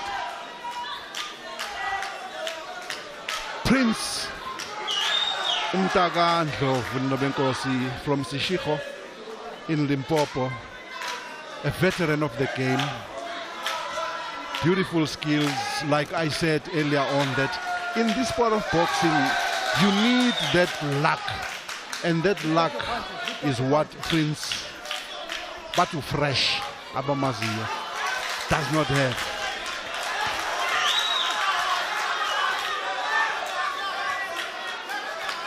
You can see straight away Prince wants to close the gap, put the heat on Mvula. Mvula wants to establish that range and distance on the jab. Catching him with a check left hook there nicely. Seems to be quite competitive at this halfway through round number 1, scheduled for 8. How can you go wrong when you have Vuyani Bungu in your corner? You get the best advice from a person who did it, won it, and walked away with a shirt, as Colin Nathan said, that the beast should be inducted long overdue in the International Hall of Fame. Mvula goes forward. He goes to work with beautiful shots. The fight is getting dirty. Simon Mukadi utaikona matota. No push, no pull. Haibamba, hailuma, haikahlela. Amangamngeshe. Ngiyayithanda i-attitude kaMvula. He's not wasting time. He knows why he is in the rope square. Get busy, let your hands go. There's no time for waiting. Prince Ndlovu missing wide. Hey, wafa iflu. Umvula kuyothi kuphela le fight he will be having iflu. Umvutela ngomoya omubi kabi umntakandlovu kanti ne-weather conditions ayivumi kuyabanda. Good right hand over the top. This is a really hard round to score. And I'll tell you what I'm going to do. I'm going to go for Mvula, and I'll tell you why. He did not throw as many punches as Nglobo, but he was more consistent effectively with his scoring shots. Again, it can go either way, but I'm going to give it to Mvula by the skin of his teeth. Mvula nina benkosi. Japping. Kanti uNdlovu naye weresponda ngezakhe. Nanxa ke ezikamntakandlovu did not hit the target. Bekuyisivuthe somoya. Asufuni lo moya kuyabanda uyomfakela iflu. Shaya i-target, Prince. Not much happened, but the cleaner, although there were few punches, came from Mvula. It's for that reason that I gave him the round. So again, it's subjective. It could have gone the other way, but I'm giving it to Mvula based on that. Round number 2 we go, which is turning out to be a really good contest.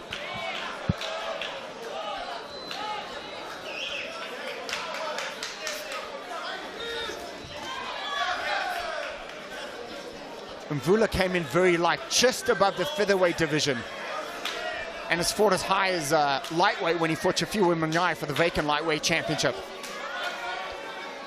So obviously the junior lightweight division is his division, Bongs. Yebo. Ngibheke ubuso bukaMvula. I see an award-winning American comedian, Chris Rock, if I'm not mistaken. Ngiyatideka ngithi Chris Rock seyaboxa. Hayi kanti cha lutho umntakaMvula nabenkosi all the way from Duncan Village. Mshawe sibhakela no comedy la. Asisinisi mahleza. Kodwa shaya esiqhiza uMenchis. Mvula circling his men. Uyayifuna lendlela azomvulisa ngayo uPrince Fresh umntakandlovu bese ke ededela ke ombayimbayi bakhe ke inhloso yaziwa uye kodwa ke uPrince does not seem to want to give Mvula that opportunity. Instead naye is trying his own way ukuvula eyakhe indlela to success. Mvula's positioning right now is perfect. Getting his jab on Prince, scoring, frustrating Prince. Let's see if he can follow up with a right hand or combination in that position. Prince again having his moments.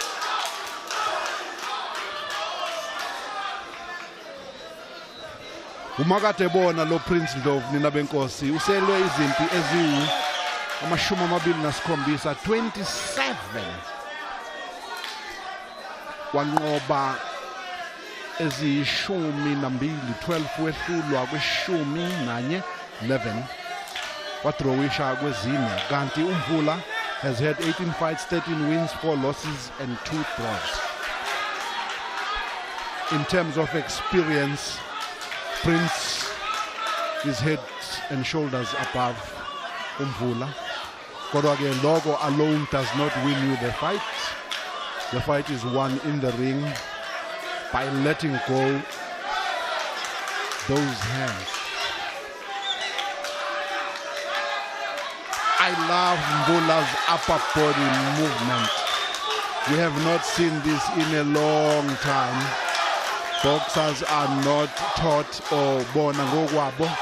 They don't practice it because it's an advantage in terms of its defense. It's a defensive mechanism, this popping and moving, because instead of blocking and parrying, we are quicker. You pop and weave. Catch your opponent, we punish after doing that. And it also takes a lot of energy. You've got to be fit to be consistent in doing it.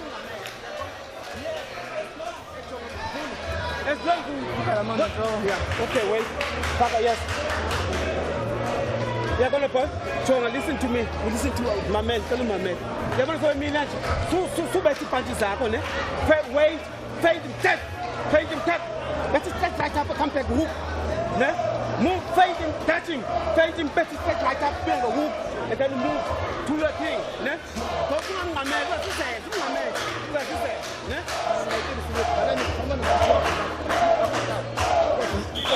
Look, Bob, I don't understand fluent Xhosa, right? So please forgive me. But I like what I heard with the beast in the corner, Yanni Bungu. He said, keep feinting, let the right hand come down. Now, in boxing terms and trainers, when you pull the trigger or use the word feint, it means shift your body like you're going to be throwing a punch. And that's effective, almost like throwing a punch, and let your opponent react to it. I really love listening to Yanni Bungu in the corner with Mvula there. To add to that, he says, aim your right hand at his chest, but the punch we want is a left hook. And that's why I've got a person who can explain vernacular to me sitting ringside with me, the Dark Destroyer. round number 3 scheduled for 8. I gave the last round to Mvula. I thought he boxed effectively, picked his spots, connected beautifully with a jab, had great distance and control. Let's see what happens here. Bayacula abalali ababukeli nabenkosi ihlwele ezigcwele inside this hall. That is the culture of boxing, particularly when you give them what they want. We know it, Orient Theatre. That singing, that dancing, it brings the best out of the fighters. It says to them, we love what you're doing. And the boxers respond by giving their best. And they are all. That is what we expect from these two fighters who are enjoying massive support. But the strange thing, it seems like Mvula is the favorite here, Colin. It seems to be that way now, except every time Nglovo pulls anything, the crowd goes nuts, particularly in the interest of Boysons.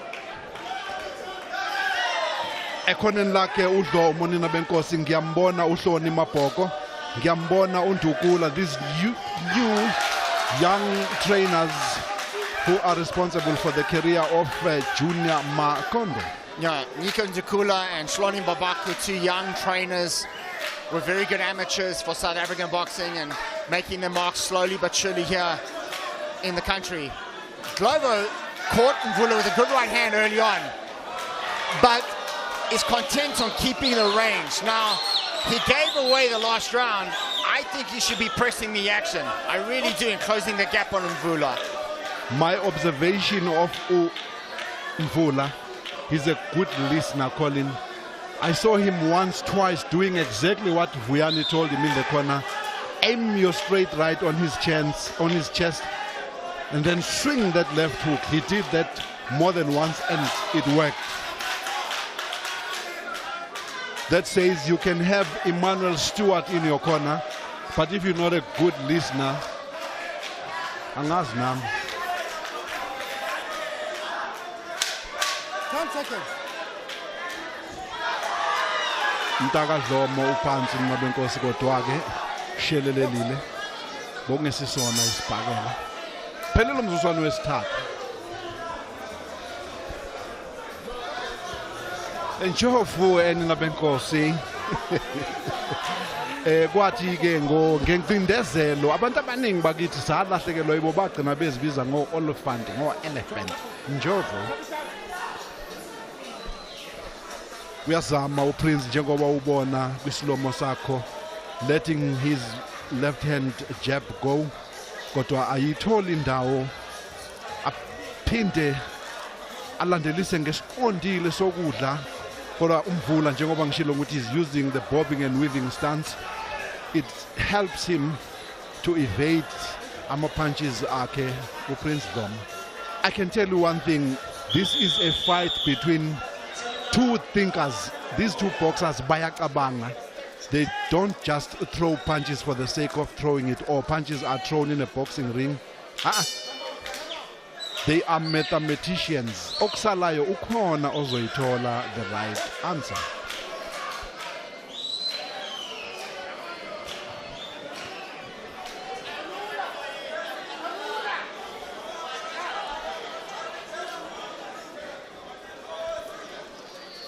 I really think Prince needs to change his position, create a better position in terms of distance.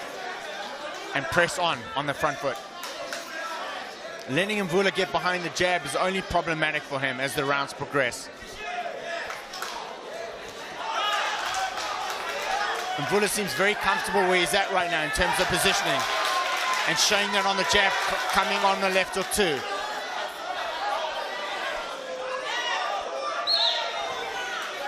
Again, I want to point out, and Glover can make it a rough and awkward fight for Mvula, but he has to do that. Where he's at right now is not the right position. Usipho Mvula is showing the ability of being able to box on the back foot. Something very rare from a boxer. And I have to point it out, I agree with you, fighting effectively on the back foot, Bongs.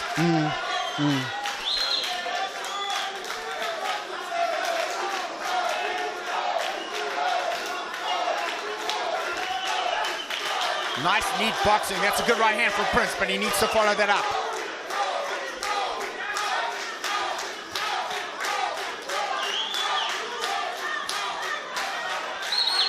In a situation like this, Prince needs to sell his body, either his body, in order for Mvula to go for the body. Ganti, the intention of Prince is to get closer, because being where he is in terms of the distance, he will not be able to get closer, because Mude Mvula, he can work behind his jab at a distance. Umuntu la kumele asebenze uPrince to get behind izandla ezinde zakhe Mvula. So what does he need to do? Zikhona ibhakela that you can allow yourself to be hit with because une intention. That is what uPrince needs to do for him to be able to get closer to Mvula. Other than that, he's going to be kept at bay, tagged as he tries to come in. Before you know it, it would be the 8th round and he will complain that I have been robbed. Well, it's also the lateral movement. Once Mvula finishes punching, he goes left side, right side, and that seems to confuse Prince. But this has been a good round for Mvula off the jab.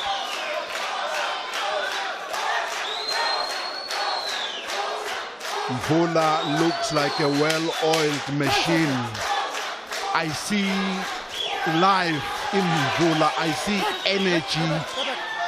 I don't know whether it's the inclusion of Uvuyani Pungu in his corner, Noma where he actually is with a person who allows him to do what he wants to do without interference. I don't know, I'm just guessing, because ngibona Mvula much nasi slomo nilabenkosi uPrince pushing his men backwards.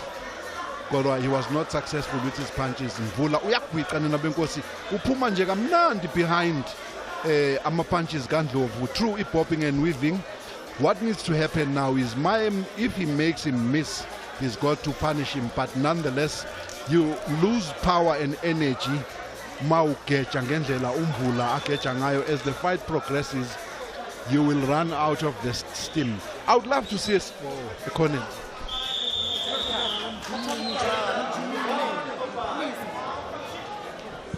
I wanted to say, Colin, I would love to see a situation where Prince does not follow Mvula but cut the corner and see what happens when Mvula finds himself against the ropes. Yeah, Prince has to make a stand now. He has to close the gap and force the action now. And it seems to be doing exactly that with a good right hand over the top that forces Mvula to hold momentarily. And I think Shloni Mabaku told him in the corner, you have to make a stand here this afternoon. He has to. It's the halfway mark. It's the 4th round. 3 rounds gone down the drain. When will you start winning the rounds if you don't do that from the halfway mark? And for what it's worth, I've got Mvula winning this fight 3 rounds to 1 going into the 5th round. Prince now putting on the heat, forcing the pace, putting pressure on Mvula, and that's what he has to do. Definitely. And the crowd starts chanting and Glover and Glover. Let's see if he can keep this momentum going, Bongs. Good body shots from Mvula. Trying to offset the momentum from Glover. Glover's still pressing forward, missing with those punches.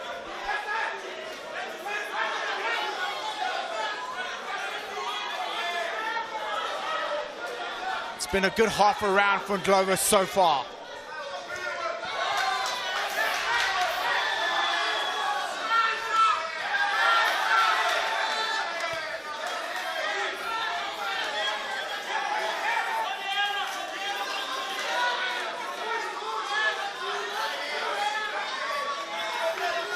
Umile umvula uthi angiyindawo ke manje.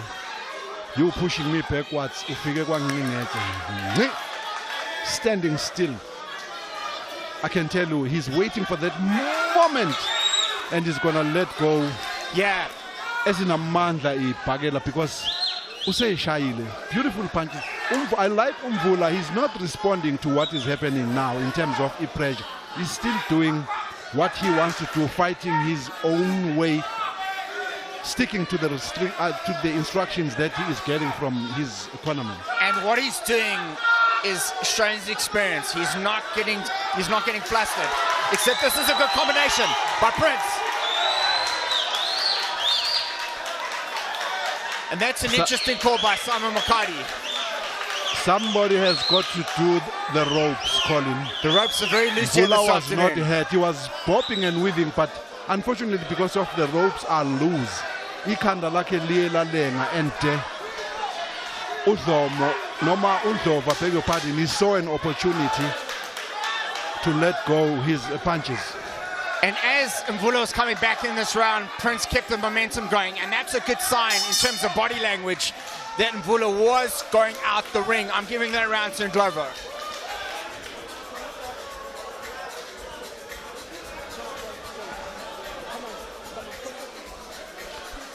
Nazi zithengana lensizwa Mvula going backwards.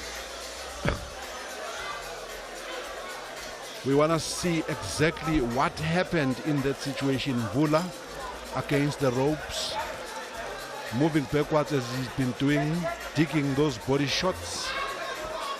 1-2 combinations. We are responder uNdlovu nabenkosi. Nanxa ke ibhakela zakhe kungasho ukuthi zonke zayithola imvula. Mvula trapped against the corner. There we go. The ropes, the looseness of the ropes. That's a good call by Simon Makadi, actually not calling that a knockdown. Yep. Ihlwele nina benkosi. Bayibona lento abayizele bayijabulela. Baphumile ngobuningi omama nabantwana. Ngibabonile ogogo nomkhulu. Abansundu nabamhlophe hlangene la eBoysons Hall. Lapho silethwe khona iGauteng Boxing Promoter Association nge-development tournament. A stage where in honor of matchmaker Mqhathi ovelele Luyanda, they call him Tali Ghana. Mabethi ke ta li, it's a respect, it's a township lingua. Ma ungafuni ukuthi bhuti uthi ta Colin. Yeah, Tali, affectionately known, one of the legends of South African boxing, being honoured here this afternoon. And you can see Prince Ndlovu's boots have been taped, obviously because he's been slipping on the logos. And that's good corner work by Shwani Mabako and Nico Njikula. Big credit to them. And Prince now keeping the momentum going from the previous round, pressuring Mvula. Mvula tries to get that jab going again, which has been a key factor punch for him in this contest. He's a tough customer, Ndlovu Benkosi. And he's never in a boring fight. Don't be misled by his fight record. It doesn't reflect the type of a boxer in terms of fighting abilities.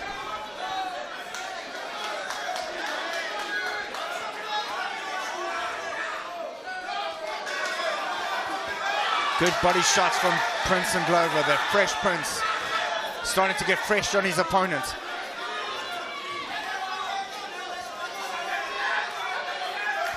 Trying to give his opponent a couple of Will Smiths right there in the center of the ring here this afternoon. Oh, good right hand from Mvula. That caught the attention of Ndlovu. With a minute to go, this is anybody's round.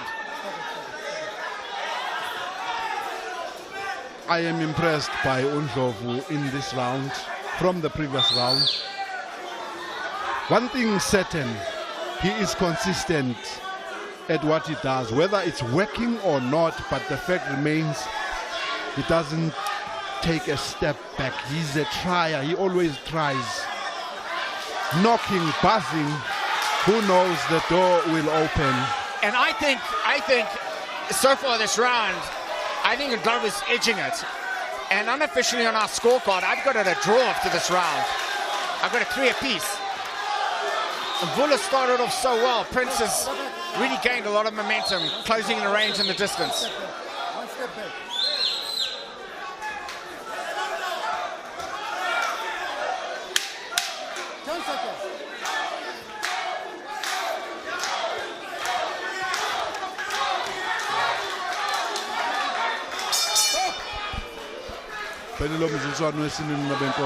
Fresh Prince Zovu beautifully from the third and the fourth to this fourth round. He's come alive. He needed to, he had to. As we say, Umvula, what Nangu Prince Ndlovu, I beg your pardon, Domo. We have Voka is going to be defending his South African junior welterweight title in the main bout that is coming just after this fight. He's up against Koteli, the man he dethroned as the South African champion last year. They're fighting for the second time. It's the second defense cup. Prince, who retained the title on points against Sego Makeleni in this very hall last year.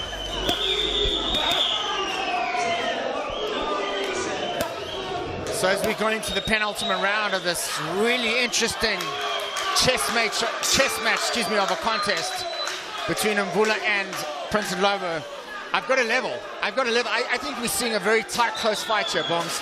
And I think it's going to come down to the last 2 rounds. The cleaner punches, the more effective boxing has come from Mvula. But Prince has been closing the gap, forcing the pressure on Mvula and scoring here and there to make it a very close, interesting contest. All credit to Nyeko Ndugula and Shoni Mapoko. They are good at reading the fight. They gave Udlomo good instructions, and those instructions are working.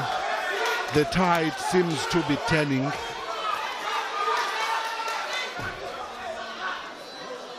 Upanzi, Udlomo Nina Benkos, Undlovu spitting his mouthpiece. We are going to see what happened. The fight has been stopped temporarily. Please give us the replay now. Yeah. Upanzi Undlovu. And Ndlovu seems to be in pain. He's grimacing in pain. He had to spit his mouthpiece.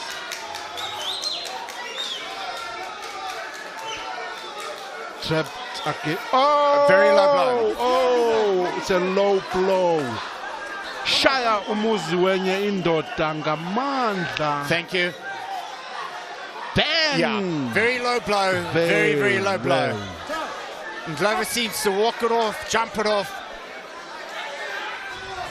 Ufukile uNdlovu nina benkosi emva kokuba indoda eUmvula shaya isibhakela esinamandla. Low blow emzini kaNdlovu. Kodwa ke ngoba ikhona iprotector, the effect wasn't deadly. Uvukile uNdlovu, uziqoqile, kodwa ke sibona kuUmvula oshaya izibhakela ezinhle, combinations, uyahlanganisa variety, iyayithola indawo kumntaka Dlomo. Hleze osa, these fighters are well-schooled fighters. Gempela, it's a chess match. Touch is the move. If this fight isn't a draw and someone wins, and I'm glad I'm not a judge here this afternoon, one fighter is going to be happy and one fighter is going to feel that he was robbed. But from the expert opinion, even the loser would have given these people value for their money. He should also not despair, because the winner would not have won easily. I mean, even now, this round is so close, it's so tight. I mean, it's hard to separate both fighters.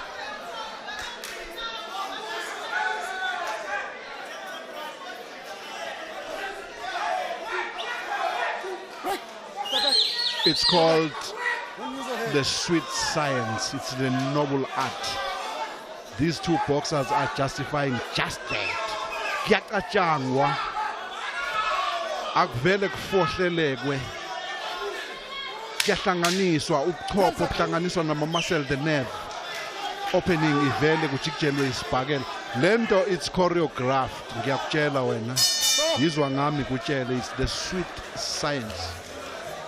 Down around number 7, we're gonna be going to the 8th and the final of what has been a very good fight. Siyaxotha Dlomo usishayile naye uDlomo lesasibhakela below the belt. Hayi ngenhloso, there we go. Hayi ngenhloso, ubethi uyoshaya ibhodi nina benkosi kodwa ke washaya just above ibhande. Ngakubiza ngebhande esikhindini ngoba ke emidlalweni wesibhakela you hit just above liya bhande olubonayo kwi-TV yakho. Below that akusafuneki, it's unofficial. Ziyadudulana le nsizwa, ayikho efuna ukugoba uphondo. As a result, it's very difficult to tell ukuthi amanzi agelezela ngakuphi. Well, I tell you what, that round particularly was hard to score. Some feel Glover won, some feel Mvula won. I gave it to Mvula, but really, I gave it to him by the skin of his teeth, only based on the right hand that he threw. Again, this fight is literally up for grabs. It'll probably come down to this round, Bongs. This is the decider, I am telling you. Either boxer needs to give their all, because from our view, it's a close fight. We are not the judges. And it seems that Prince is trying to press it and close the show effectively, winning this last round, taking the fight to Mvula, and that's what he needs to do. I wouldn't be surprised if we have a split decision here or a draw.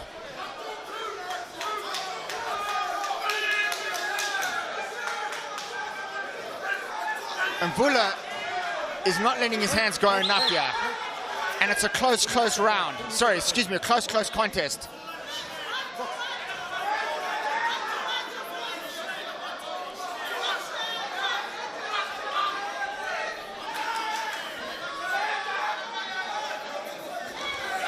Good work from Glover. Right hand lead, pumped up a jab coming up.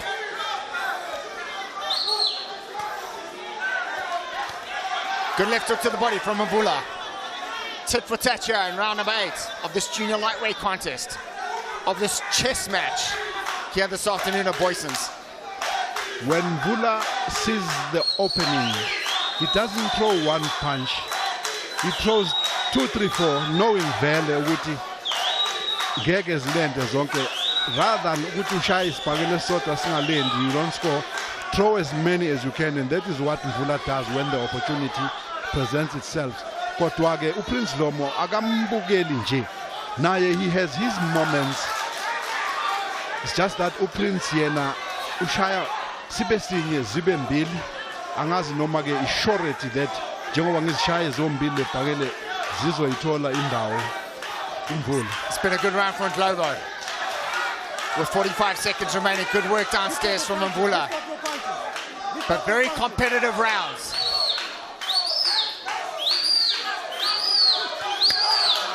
It seems that Glover wants it more. Last 30 seconds. Nice jab up the middle from Glover. He's a tough customer, this Prince Dlomo Nablenkosi. Capable fighter, as I said earlier, that don't read too much into his fight record. It's misleading. Even if Mvula walks away with a victory, one thing guaranteed, he will say it wasn't easy. I've got this fight scored a draw, Bongs. Unofficially here at the TKO. That's my unofficial scorecard. I will not complain. Pelile in Penina Benkosi, a very good 8-rounder. There was no knockdown. 2 little fouls committed. Referee Simon Mukadi picked it up quickly. And wabakhuza abafana silindileke yonke into isezandleni zikaphumeza zinakile Mfundo Mvandaba and turning angiwa the judges nasi silomo nina benkosi ziyathengana le insizwa mzuzwana oqala ke lokho esiunikeza wona where Umvula fought beautifully to an extent that us as the TKO had no hesitation giving him that round. Yakubeka impini benkosi. The pattern did not change. It was Mvula all the way with cleaner punches. Zomo the aggressor, but his aggression was not effective. Oh, Wilapo Umtaka Mvula accidentally unleashed an uppercut yahlala endaweni engafanelekile kodwa ke experienced referee Simon Mukadi gave Umtaka Dlomo enough time to recover. Iqhubekile impini nabenkosi azange uDlomo afake Umvula encindezini yokuthi mhlawumbe adisqualify, but he stood his ground. Silindile emva kwemzulisano eyisishiyagalombili, fiercely contested, beautiful boxing match between Umvula no Dlomo. It can go either way or it can be a draw. I will not complain. The one thing I can say though is these masses who are here at the Boyson's gym got value for their money. Not only in this fight, even in the previous bouts, Nina Benkosi, because kumele sinikeze credit to the matchmaker of this tournament. Matchmaking, you've got to put the fights or the contests that talks to the fans. Otherwise, you can have your boxers in the ring. If those fights do not talk to the fans, there will be silence in the house. But because they were evenly matched, it's for that reason that the fans at some point were up on their feet, standing, cheering. You didn't know what could happen. Anything could have happened, but yeah. Unjalo lomdlalo esibhakela nabenkosi. Prince Dlomo, he gave his best and his all. Umvula did the same, fighting for the first time under new trainer Vuyani the Beast. Bungu Kanti, Nyuiko Ndukula naye, Hloni Mapoko did wonders with Prince Dlomo. Aksitina Sotwa, who are eagerly waiting for the outcome or the verdict. Also, these people who are here, you can tell, balindile amehlo acijile ukuthi those who are behind uDlomo balinde ukuthi bezowuya unqobile, kanti kukhona nalabo futhi abasesayidini lakhe Umvula abalinde ukuthi kube uye. It looks like ring announcer Marara Muabelo is ready to give us the scoring of this fight. Ladies and gentlemen, this one was scheduled for 8 rounds. It went the distance. Let's give the two boxers a big round of applause. And now, this is how the judges saw it. Judge Zenakile, 77-75. Judge Mfundo Mvandaba, 78-74. Judge Nyangiwe, 77-75. All in favor of the winner by unanimous points decision. Mvula! Winqobile impini nabenkosi Umvula.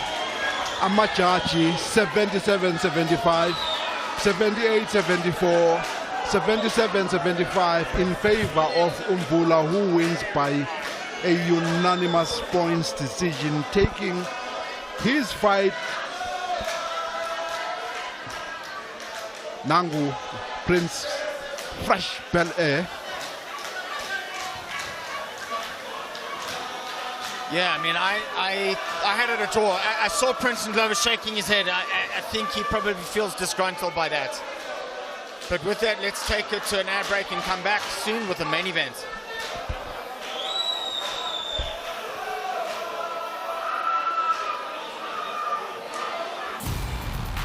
Heavy is the head that wears the crown. And no one understands this better than our very own African champ that enters the football pitch. The champion. The one that celebrates in victory with pride and also loses with honor. The one that never surrenders and never backs down. The entertainers, the crowd pleasers, the counter-attackers and the shot stoppers. It's the magnificence of our champions, handmade and crafted on our beautiful African soil. Gets the ball into the back of their net, they take the... Witness the triumph of the 2021-2022 Total Energies CAF Champions League and CAF Confederations Cup. Live on SABC Sport channels, SABC TV channels, and SABC radio stations in your language of choice. This season, we are #crowning champions, and we love it here. Proudly brought to you by SABC Sport. Today's the day, okay? Today's the day. Mzansi football is about to change forever. Football is freedom. Let's just go there and enjoy ourselves. Let's play. There's nothing impossible. We just go there and win the game. Crunching tackles and lightning pace have a new face. Istande, Zamaya, and Ishibobo will be executed with perfection. Tactics will come alive with excellence and precision, just by the players you're yet to meet. Our names will be known from KwaZulu to the Free State. Our names will be praised from the Table Mountain to the hills of Venda. Because this time around, we, the women of Mzansi, take to the field. We're taking Idiski to new heights. Our home is football, and we love it here. Double save! A double save! Catch all the action of the Hollywood Bets Super League live on SABC 1, S3, DTT, and also available on Telkom 1. SABC Sport is the home of football.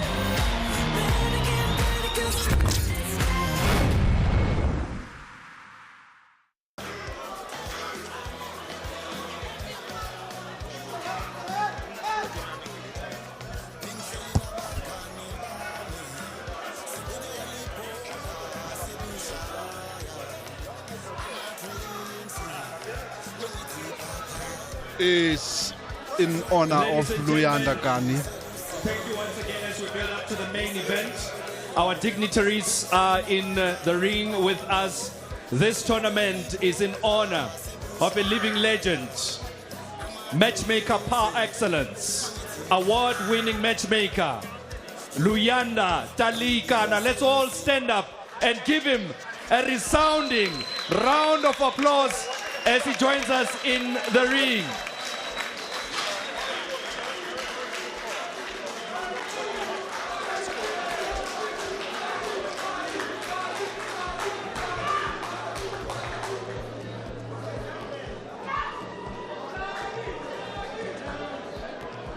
And now, ladies and gentlemen, let's get the action on. This is the main event of the afternoon. It's a junior welterweight title. The South African title is at stake. Let's introduce first the challenger. Koteli. Koteli.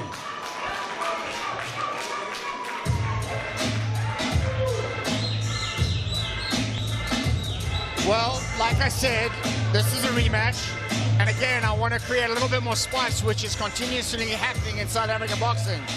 It's the Eastern Cape versus Gauteng this afternoon. Major rivalry. We saw a decision that was a draw given to an Eastern Cape champion, well, wanted to be champion against Jackson Childcare, which was incorrect. There was a lot of hoo-ha about it. There is fierce rivalry between the provinces. Glomo coming off a loss in Russia. Koteli coming off a split decision win against Gift Bolo. I spoke to Gift Bolo before this fight happened, and he said to me, Colin, I think Koteli is going to win this fight. I want the winner.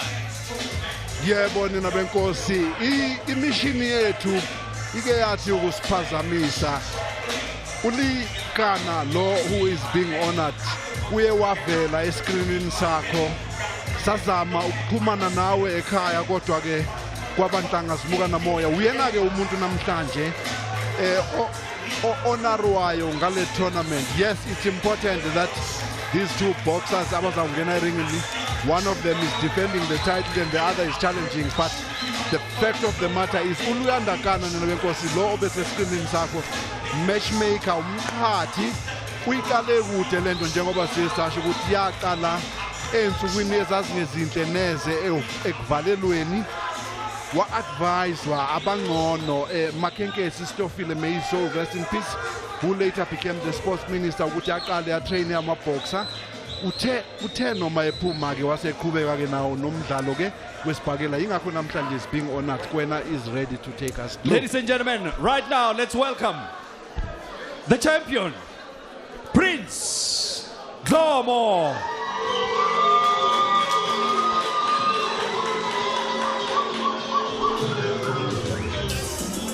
Dlomo Ninabenkosi, all the way from KwaZulu-Natal, kodwa-ke is based eSoweto.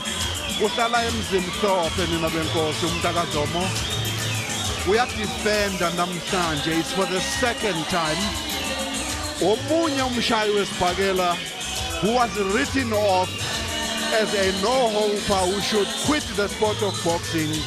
Wathola lelo thuba labalinye, he was matched with uXolisani Nomeva Ndongeni, a former world champion, in a fight where Ndongeni was expected, to continue with his winning ways. But the unexpected happened. The supposed corpse was very much alive. Prince Dlomo washaya uNdongeni ngomgqimuzo wokumlalisa phansi. That was the turning point in Dlomo's career, because after that he qualified to challenge Koteli for the South African junior welterweight title. uDlomo wayinqoba leyo mpi ekagiso, wasithatha isicoco kumkoteli, wasidefenda noma wasivikela successfully against uSiseko Makeleni from the Eastern Cape in the very same ring esikuyo namhlanje. Kwatholakala ukuthi on the other hand umkoteli akamile, he is still fighting. His consistency in winning his fight and him the #1 spot in the ratings. It's for that reason that tonight he is challenging Prince Dlomo. No one did him a favor. He fought his way back to the contention. Kwena Manora is ready. Ladies and gentlemen, can we all rise up and remain upstanding for the singing of the national anthem of the Republic of South Africa? Thank you.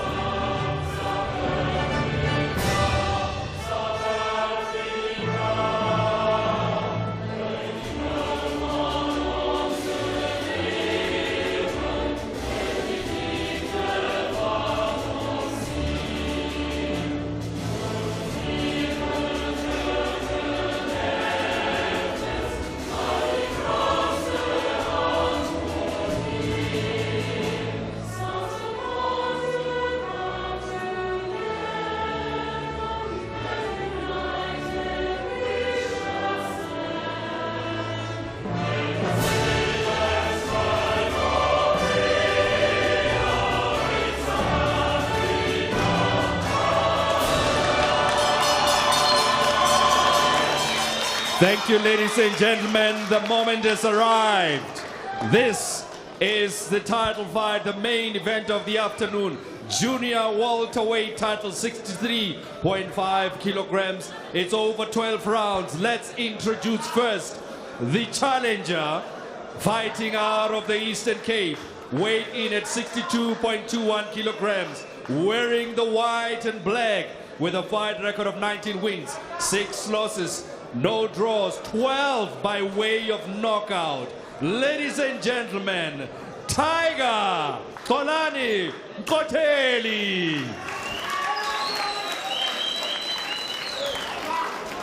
And now introducing, in the blue corner, from KwaZulu-Natal, based in Gauteng, weighed in at 62.1 kilograms, wearing the gold, black and yellow trimmed pants, with a fight record of 14 wins, 11 losses, 1 draw, 5 by way of knockout. Ladies and gentlemen, the reigning and defending South African junior welterweight champion, Prince Dhlomo.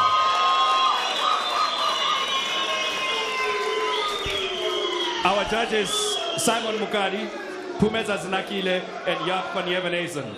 In the middle, Tony Nyangiwe.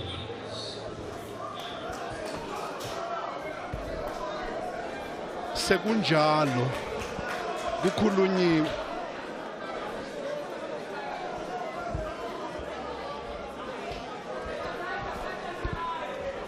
konke kukhulunyiwe nina benkosi. Build up to this fight. It's a rematch. Boxers, remember talking to the dressing room. Obey my commands all the time. Shake hands, good luck. Sekunjalo ke nina benkosi. Konke kwenziwe osekusele ukuthi le insizwa ezimbili zibonisane bese zibonisa thina ukuthi ke ubani ongcono phakathi kwazo. Asikukhumbuze nabenkosi ukuthi uPrince Dhlomo, wearing black and gold, is the defending champion, kanti uMkoteli, wearing black, white and black, is the challenger. Tony Nyangiwe, one of the few top referees in the country, has been tasked with this fight. A symposium needs to happen, Colin, quickly before we start commentary, regarding the singing of the national anthem. I just don't understand now. Somebody needs to educate me. When do we sing the national anthem? Well, I suppose it's just out of pride. You know, this is the South African title fight, and you would think that the organizers of the tournaments would want to make the South African belts great again, you know, the South African title. So that could be my only thought process, that we play the national anthem before the national championship, Bombs. Ukuqengetolo nina benkosi usibusiso uPrince uMtaka Dhlomo. Kukhona obekungahambanga kahle. It's not that he was. Oh, it's a good right hand by the challenger. Caught the attention of Dhlomo. And I'm not wondering if it was a balance thing or falling on the Prince Dhlomo, his head, Colin, that overarm right shook him. It's for that reason that he held on for dear life. And I think he's hurt. He's hurt. There's no question. His legs aren't completely under him. Let's see if he can recover. He seems to be good now. But Tiger taking the fight to the defending champion. He wants his championship back desperately. It's a grudge match. These two boxers are fighting for the second time in their careers in Abenkosi. The challenger was the champion. Tonight, the champion is the defense. What am I saying? Prince Dhlomo is taking punches, Colin. Angas Noma is doing that deliberately, or that's the goodness coming out of Ukolani Umtaka Koteli, working behind his jab.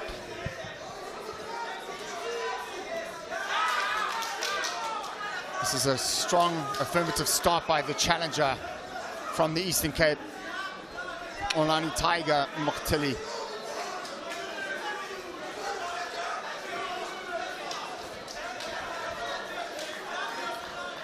Prince needs to pick up his guards. His defense is as open as a gate. That's not a clever move.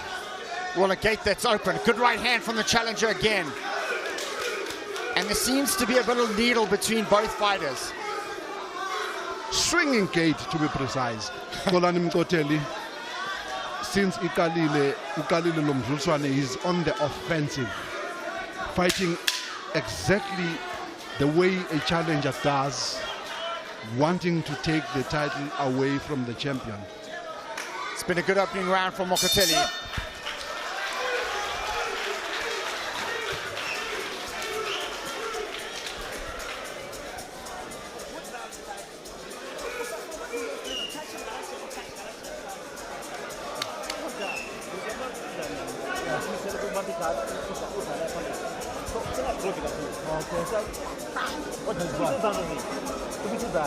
Yes, jab is key. Jab is key. Jab is key. Yes, jab throw. Are you kidding? Friend.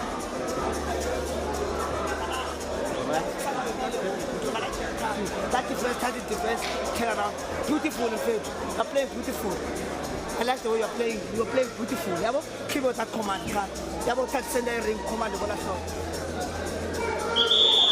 Former South African flyweight champion Theo Ngani, the former South African flyweight champion, and he's actually doing a remarkable job as a trainer. He just produced the South African Superfly junior bantamweight champion Ngeke, stopping Dumazweni, excuse me. It was a good round by the challenger.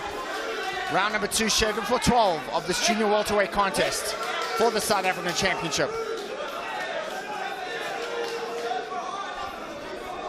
Nkosi Dumazweni, excuse me.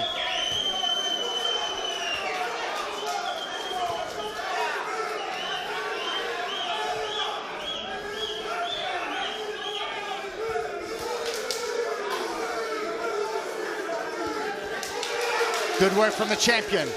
Nice combinations right in the center.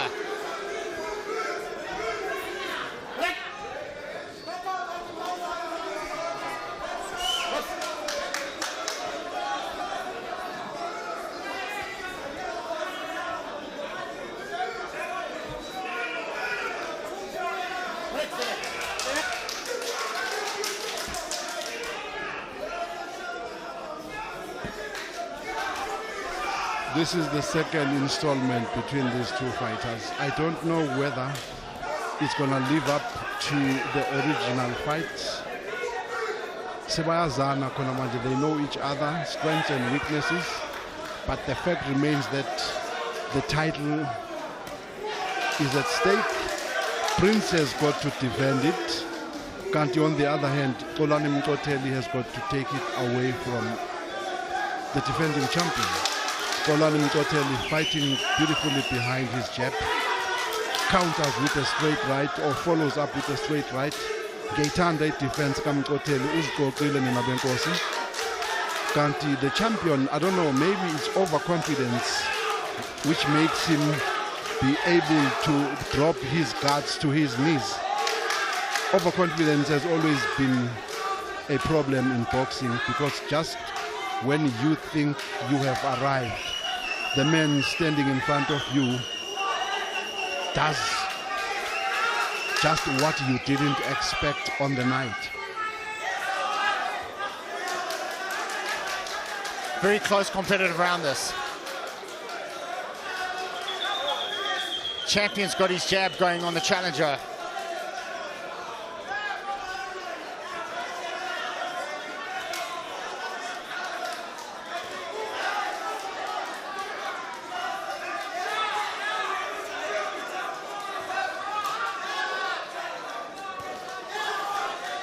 Prince showing that beautiful jab of his.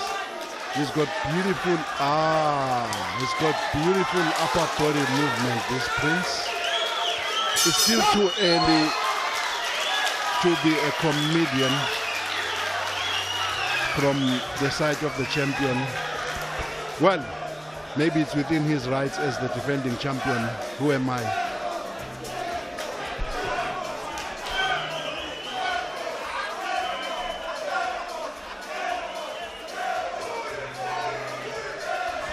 Nasi Slomo, it's Ota, iza ngokuxothile lempini nabenkosi.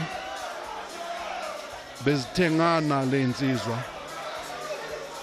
Letting their hands go. The busier, the aggressor was Xolani Koteli.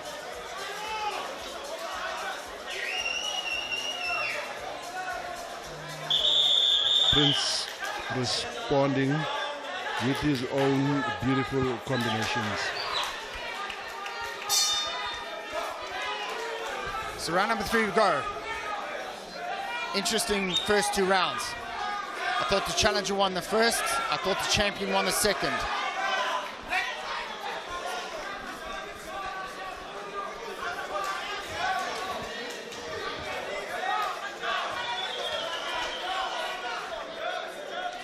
Yakubega impini nabenkosi. Eyokugcina, the last bout in this tournament. It was a very good tournament. All fighters gave their best. A good right hand from Beautiful the champion. right hand from Udomo. Yahlala yagcwala emhlathini kaMkoteli nina benkosi. Nice jab up the middle from the champion.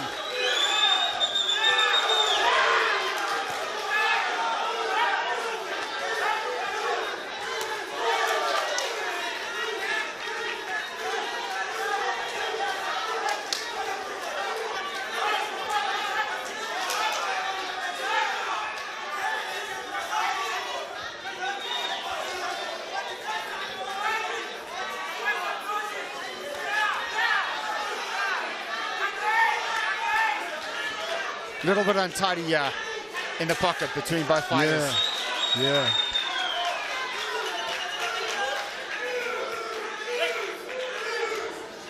But this half of the round, the defending champion has really shown that he wants to retain his championship here this afternoon.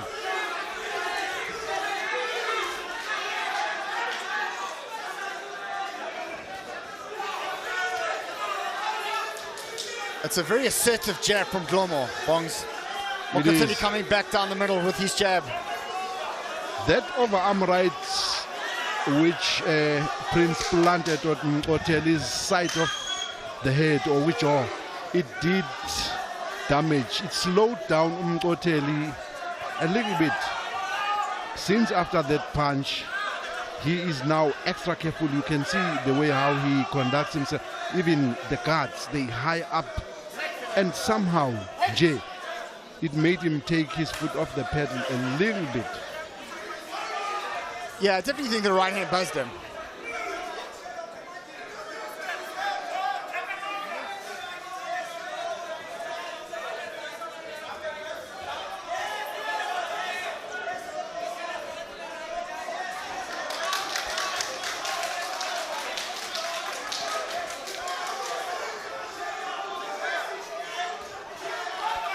At 34, Xolani Koteli has got to understand that time is running fast against him. Ganti, on the other hand, Uzomo, at the age of 30, it's not only about the South African title. South African title should be the passport to bigger fights out in the world. Prince, beautiful overarm, Nina Benkosi, shy kwaxeka idolo kumkoteli. There we go. Quickly, he held on, and that saved him because he was really hurt.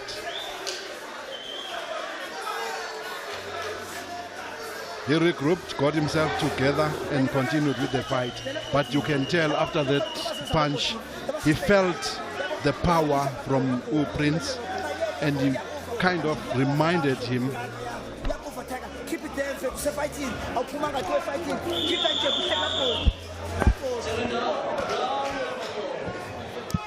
So round before we go, closely fought contest so far in this rematch for the South African Junior Welterweight Championship.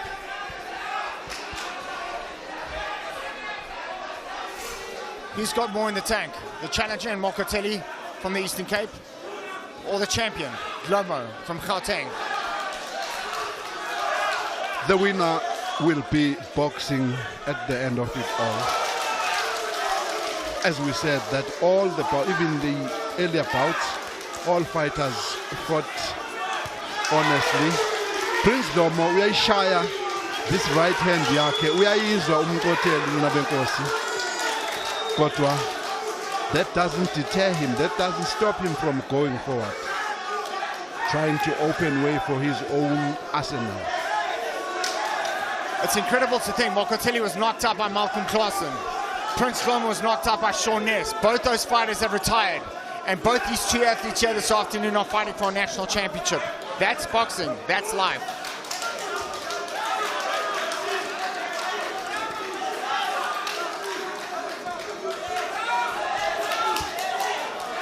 Good upper body movement from the defending champion, making Koteli miss. Equally so is Koteli. Good right hand from the challenger. This is turning out to be a cracker of a contest this afternoon here at Boyson's.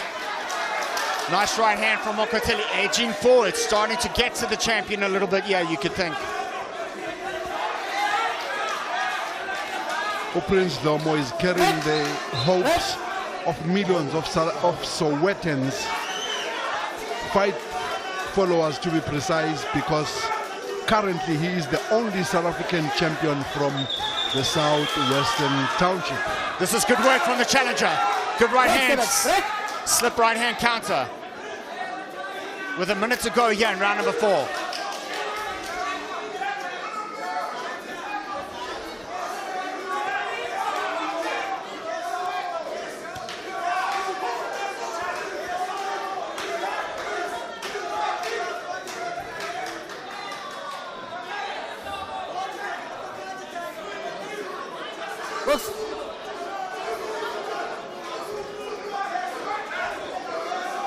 Good left hook to the body from the challenger.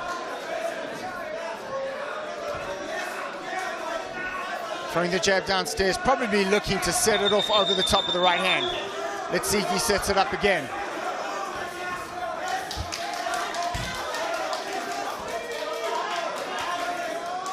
He's looking to counter the champion with the right hand again off the jab.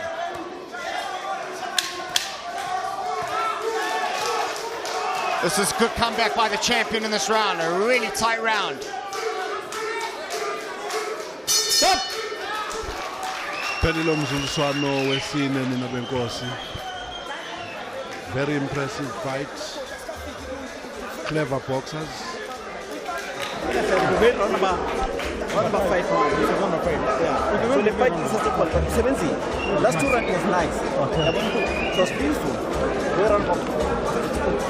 2 and 3. Slow motion. Domo on the offensive, letting go his hands, getting the attention yake uXolani Mkoteli, mixing his punches beautifully. This champion Prince Domo nina benkosi. uXolani Mkoteli uziqoqile nina benkosi. Defense tight, but some of uDomo's punches, as we can see, that uppercut, they still penetrated through that wall defense yake uXolani Mkoteli. Beautiful fight. Round number 5, scheduled for 12, and a very close fight. I've got a dead even going into the 5th round between both athletes. Oh, nice left hook to the body from the challenger. Beautifully timed and shot downstairs.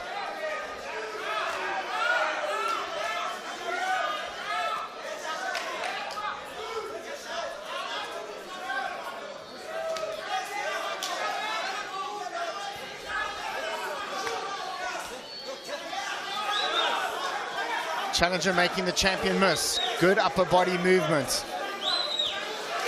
Nice combinations from the champion. This is give and take between both athletes.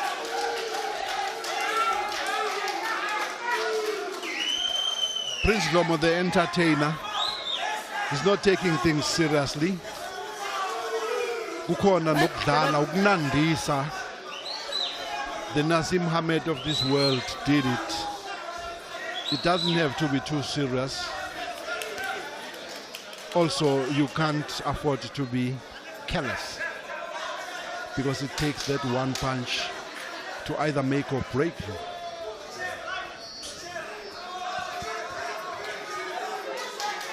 Yanqonqotha nina benkosi uPrince Domo ngejab umhlokolozo omuhle uyanqonqotha umntaka Dlomo and amajaji ayibhekile leyo nto.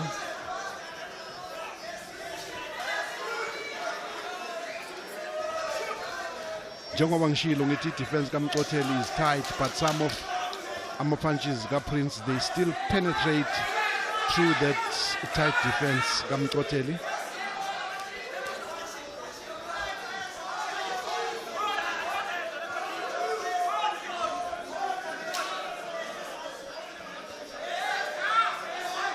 They decide to do it in the pocket, close quarters. It's unclear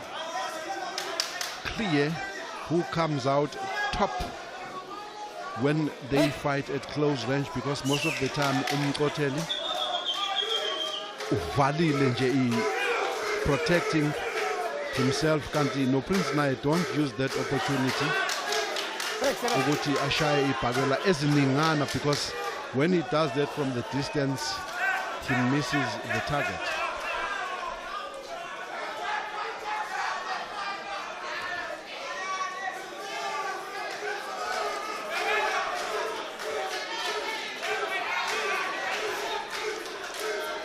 Uyadlala nina benkosi uPrince njengoba shilo sathi there is the other side of him, the entertainer.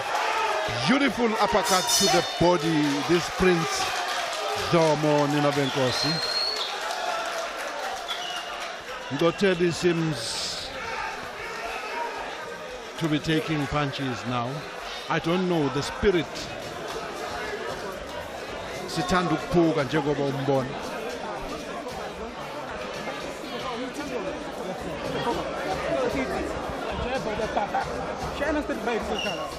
Slow motion Prince.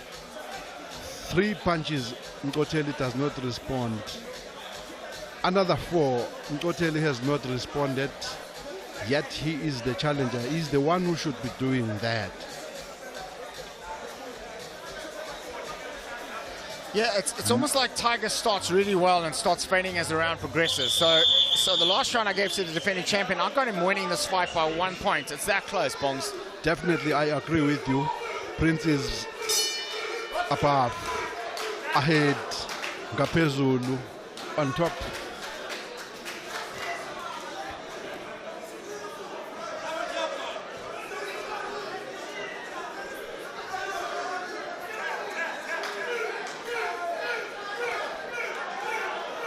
Prince, we can simply describe him or refer to him as a late bloomer. Early in his career, he was a stepping stone for young fighters. It's for that reason that when you look at his record, he's got 11 losses. I said it earlier on that he was, dismissed as a no-hoper until he turns things around after knocking out Kolsani Zongeni. The confidence is growing. And he's improved. He's more confident. He's more assertive in his approach. And that's why he's defending his South African Championship here this afternoon. Nice right hand from the challenger.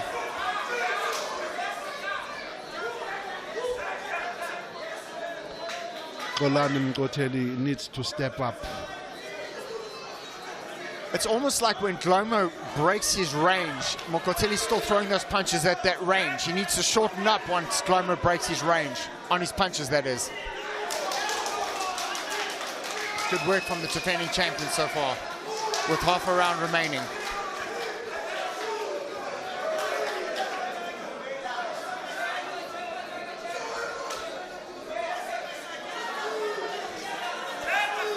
If fight stats are anything to do in terms of the knockout, Koteli is the harder puncher between the two, having done that 12 times compared to Udlomo, who has only 5 knockouts.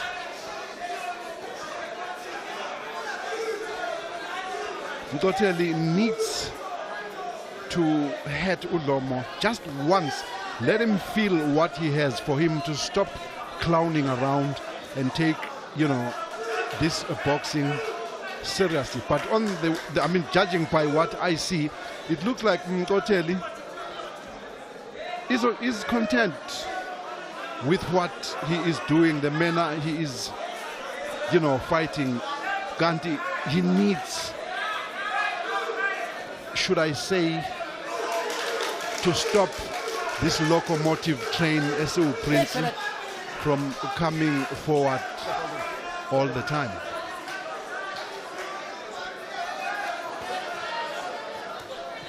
I tell you what, from what it seems here this afternoon, Koteli's just getting out hustled.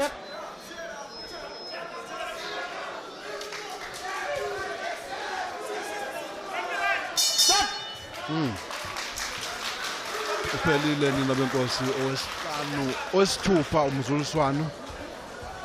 It looks like the champion is on his way of keeping his title. Siaxotha Prince putting Koteli under pressure, driving him backwards. Athi noma ebuya uMkoteli athi uya retaliator. He doesn't throw enough punches. He throws 1-2, and out of those 1-2, mhlambe zinye that lands flush on Udlomo for the judges to be able to score.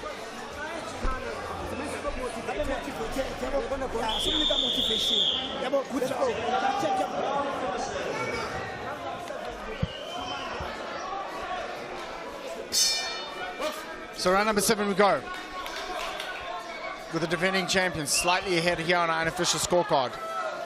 Glomo from Gauteng, Koteli, the challenger, trying to reclaim that championship that he lost to Glomo on a split decision. My observation is that Uprince is one-dimensional. So it simply says to me, Ikonal Koteli has not been able to figure that out. Because once they do that, then the fight is in the back.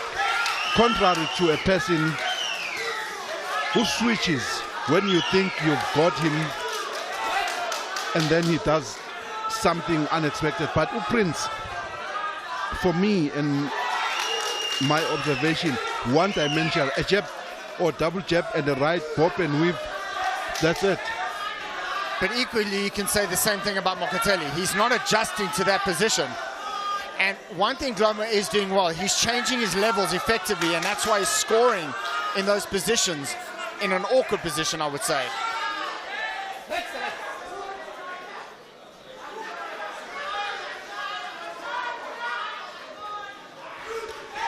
That's good work from the challenger, left hook, right hand.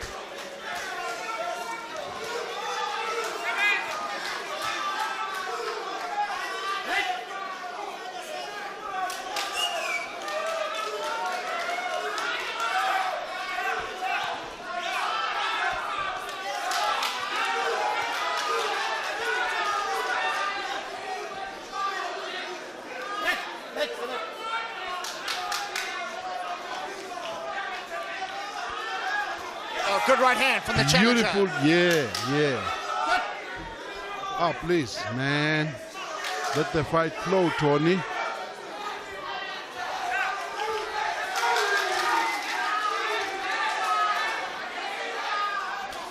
Nice right hand again. Champion coming right back, missing with those shots. That's good ring generalship and good defense from the challenger. Koteli, one of the few fighters in the current years who masters the art of riding punches. That takes away the effect of a blow. This is a good round for the challenger with less than 30 seconds remaining.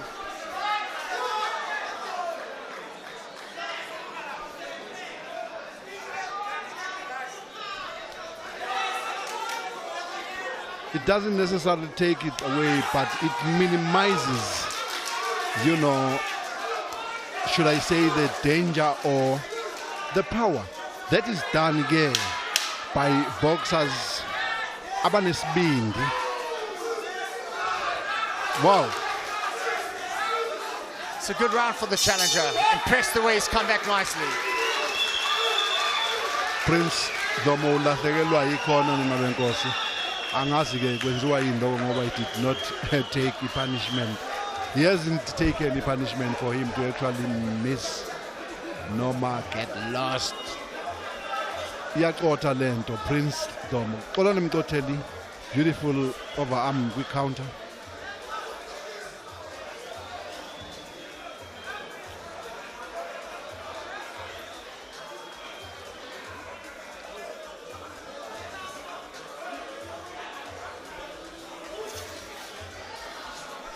It's a close fight, Bongs. With that last round, I mean, I got the champion up by literally 1 point. It's one of those fights where it's really tough to score rounds. But again, this is gonna, I reckon if it goes 12 rounds, and I say that as if, we could be looking at another tight decision here. I don't want to sound as if I'm discrediting Prince. No. But I wonder what happened to Umkolani Koteli of yesteryear. I don't know whether I should blame it on his management for accepting a... Wow! Titizela Umkoteli Ninabenkosi banjwe isibhakela ekhanda sakhe uPrince, who is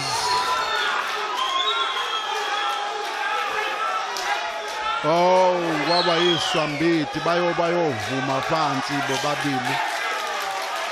That was after Ukolani Mkoteli had been caught with a beautiful right hand. It was actually a left hook that stunned him. So it's going to be interesting, Bonk, to see if he can keep the momentum going. He definitely shook Koteli. And that's because Koteli was very confident and overconfident when he was scoring in that position, pulling out.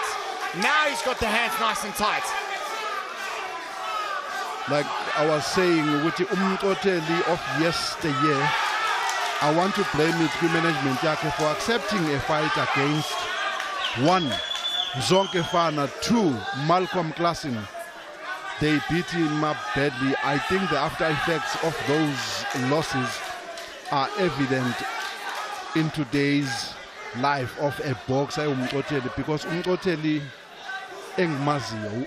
I'm not saying he would have defeated Prince, but you would be saying from where you are sitting right now.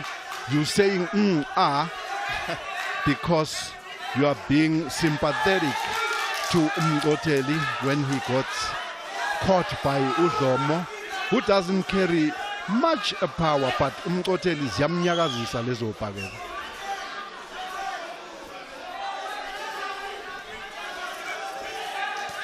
Oh, nice right hand. Again.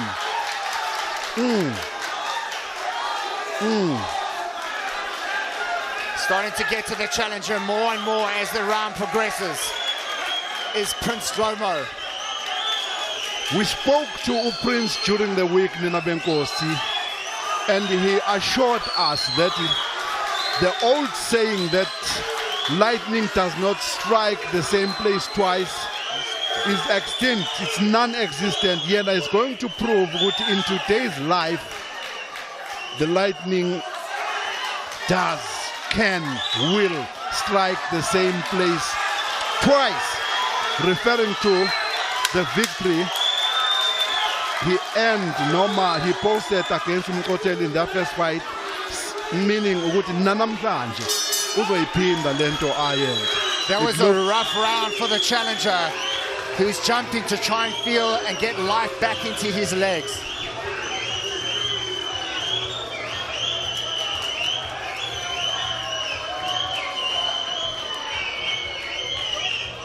That left hook, Nina Benkosi, hlale emhlathini, Koteli, who had dropped his guards. It wouldn't have landed had he kept his guards high up as he did in the previous round. Prince Zamile to press action in an attempt to finish him off. There we go. Buckled his legs badly. Kotwage experience and probably the conditioning kept Koteli in that fight. That was a very good blow from Prince. Clearly it did not carry much power, but indeed it shook Koteli a little bit, or it reminded him to keep his guards high up. So now it becomes a little bit more clear. The champion, I got 2 points ahead going into round number 9. Tape is coming loose off the challenger's gloves. I'm not sure if the referee's going to pick that up and call time to fix and adjust that. But there seems to be new vigor in the life of the champion, who now wants to turn up the heat in round number 9. Equally, Koteli standing in the center, trying to turn it around momentum-wise too. I want to pay tribute to Charity Mukondeleni, ex-professional boxer who is responsible for the career of Prince Ninabenkosi. He has done a very good job with this gentleman who today is a champion against all odds. A lot of trainers have got to live with what boxers can do in the ring. You just add. I don't think there's anything that Charity changed Prince Domo, but he added to what Prince has. So Prince does what he knows best and he masters. Kantiama trainer Maling, they have the tendency of trying to change a boxer into what they want them to be, but when they hit or the going gets tough inside the ring, the boxer is found wanting. Mbileke impilempi temporarily nabenkosi kusalungiswa itape ebophe ama gloves kusho ukuthi kahle kahle akuboshiwa ama gloves kuboshwa intambo ukuthi bangathi uma bethintana mhlambe bese kuba khona osikekayo between the two boxers. Masike zaba lose ke umthetho uthi ayime impi zilungiswe. Timekeeper Colin Milife uyibhekile lento usibambile isikhathi ke usethi ke azidumi ziyasha iqhubeka impi. Koteli under pressure unencindezi ninabenkosi.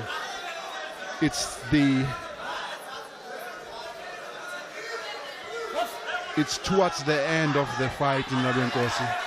He hasn't done much to even make us debate. No, he's given Prince a leeway in defending his title thus far. All I'm trying to say is that uXolani Koteli akakamenzi uPrince ukuthi amuzwe ukuthi ngila phambi kwakho. Be extra careful in what you do because I am equally capable of beating you up. Good uppercut from the champion.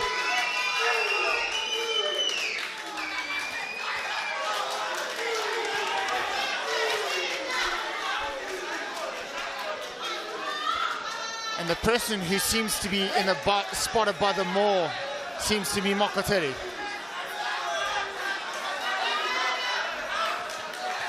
Trying to come back, but simply physically being overpowered in the pocket by the champion, Glomo. Not only overpowered, outboxed and outthought. Prince, you can tell,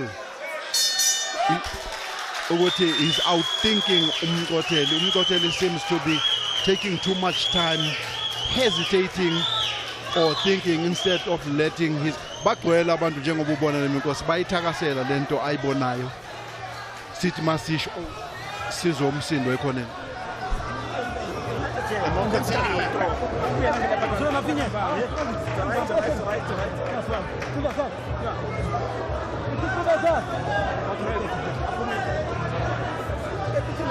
Njengoba ubona uXolani nabenkosi ubezama at that moment uthatha impi ngamaqoma ayise kuPrince, kodwa ke uPrince slowed him down with beautiful body shots, uppercut, digging a variety, all punches in the book that you think of.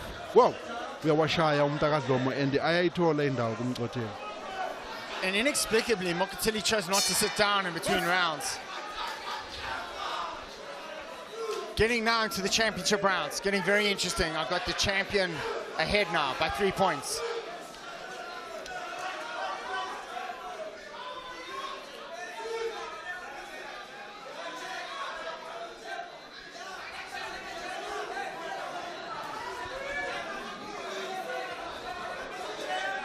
It's the 10th round, 2 remaining in Abenkosi. Asazi kuyolala kudliweni.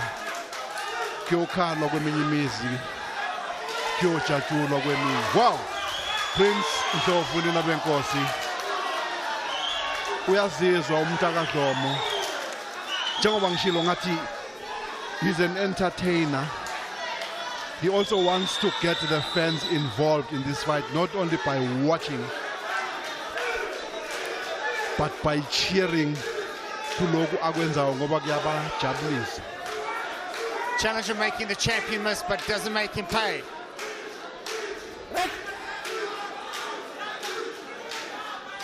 Ihlo langa kwesokudla likaXolani Mkoteli nina benkosi livuvukile ibhakela ezishawa Prince. That left hook, those are the effects of that blow.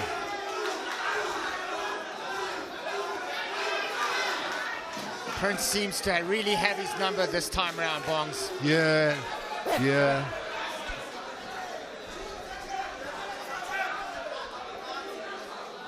I must be honest, I expected a lot from Koteli in this fight, but yeah, it remains expectation.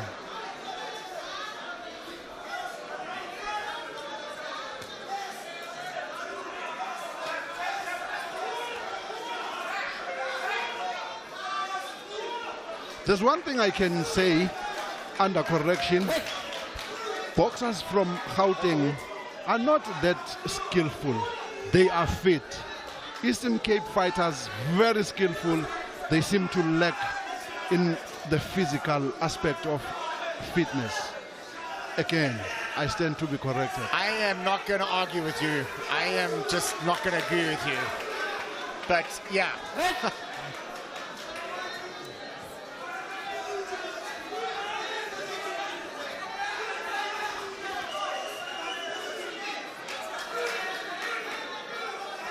Been a bit around for the challenger. I'm not sure that he's going to win the round though.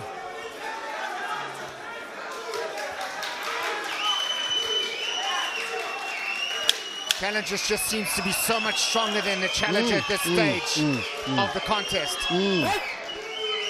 I love what I see. Prince Ndlovu choosing which punches to throw, which spot to hit, and he hits it effectively. A lot of improvements, and he's got a mental. There we go, slow motion.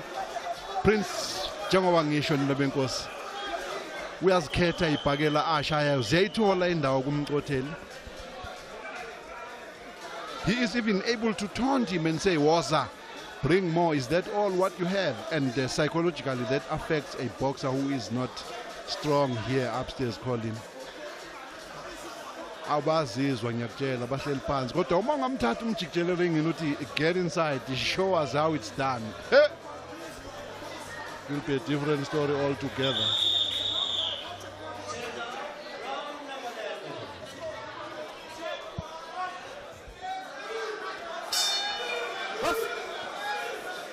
So the penultimate round we go.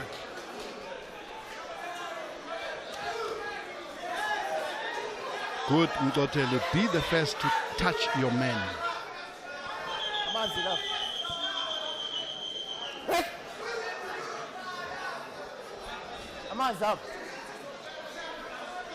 It's going to be interesting to see if Koteli can turn this around now. He's got less than 2 rounds.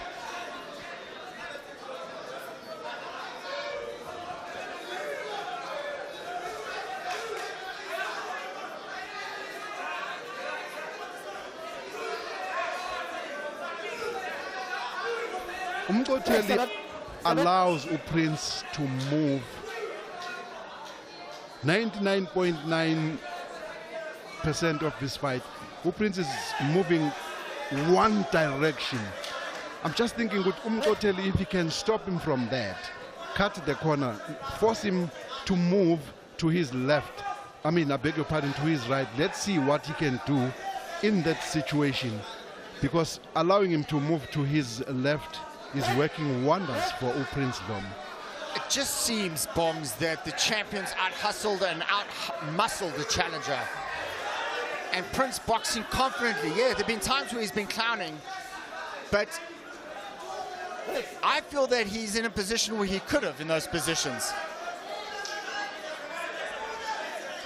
Busobram Koteli is that of a worried fighter. Shows that he's been to war. Ganti Prince, not even one mark. With a minute to go, you feel that the challenger could need a knockdown or knockout to win this contest. Do you see that happen? It's boxing. Anything's possible and anything can happen, but it's looking unlikely as these rounds progress. Instead, I see Koteli visiting the canvas.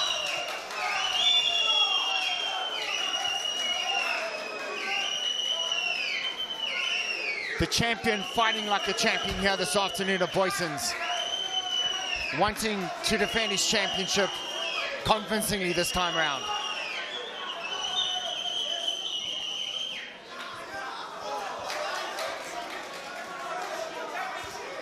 Nice jab up the middle from the defending champion. This has been a good round again for the champion.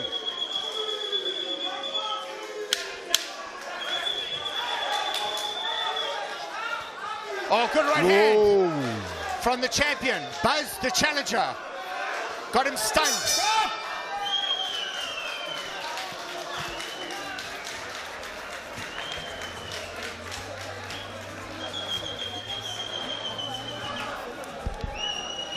Kolanim Koteli, a defeated man, I can tell you that, free of charge. His right eye literally closed. Oh, the Siabonga kodwa kancane. I wonder what vision injani get the situation. Nasi islomo. Prince bobbing and weaving, letting go that left hand. As I said, it doesn't have to land. Letting it go kind of forces the opponent to say, Icon, wait, let me stop at what I'm doing. That is working on your advantage.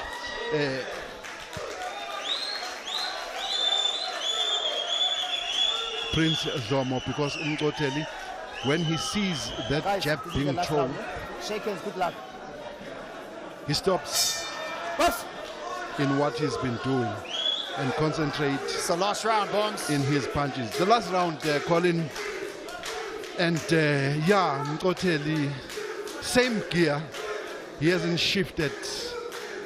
Whether to the highest or to the lowest, I don't know. It's been hot action here this afternoon at Boyson's Boxing Club in Gauteng. And Prince Loma looks all set to defend his South African Junior Welterweight Championship unless the challenger pulls something out the bag. Not tonight, not today, maybe some other time. Instead, Koteli must be extra careful, keep his guards high up, for he may go down. I've seen him taking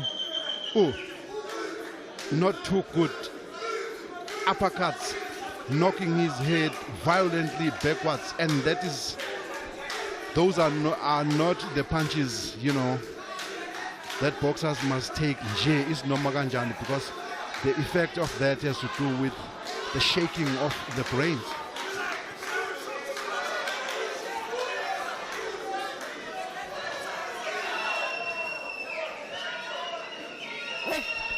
I'm trying to think, Colin, who do you think in the rankings will stop this unstoppable, unshakable force in Prince? Prince is a good champion.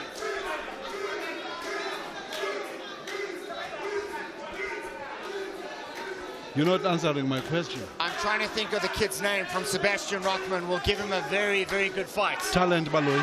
Not Talent Baloy. He lost to Lutuli and Big. He's back down at junior welterweight. Jablani Mackenzie. There we go. I think he beats Prince Loma. I think that's a very compelling fight. I think that's the only fight to make right now for South African boxing in that division. Koteli under pressure, Nina Benkosi. trapped in the corner, allowing Prince to bully him. You know, the moment you allow your opponent, whether in a speech or in anything, to bully you, your confidence levels drops.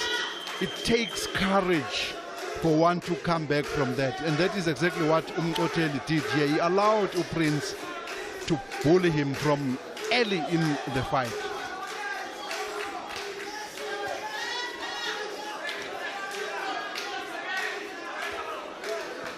I think there's no doubt this time around. There's no room for arguments. Oh no, Prince put matters beyond any reasonable doubt, Colin.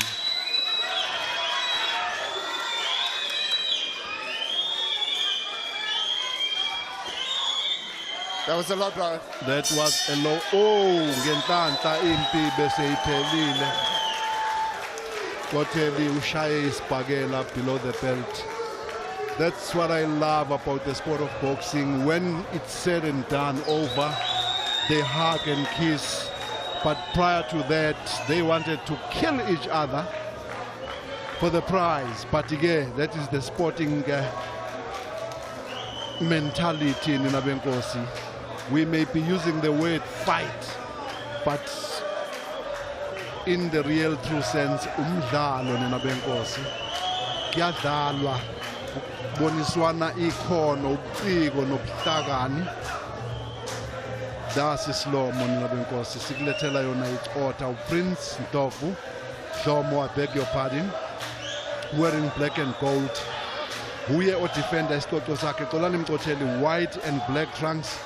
Ezama Nabenkosi his best under difficult circumstances to, should I say, steal the title away from the defending champion. It did not happen. I am not the judge, but I can tell you one thing, that wow, titizela Mkoteli ebanjwe left hook kaPrince kuloya mzulswano. Again, bang. Uyishaye uPrince engamanga kahle, literally throwing head. He landed it. Who knows, maybe Koteli would have gone down, but Koteli is a clever boxer who knows how to ride punches, and that is helping him. But Lapayana njengobubona, he's taking punches kabuhlungu, anyakazisa ikhanda lakhe, rocking his head badly in the close pocket. I thought that is where Koteli wanted this fight to be fought, and he will, you know, outdo himself, but instead it was Dlomo who scored with most of the punches. Ladies and gentlemen, this was scheduled for 12 rounds. It went the distance. Let's give them a big round of applause.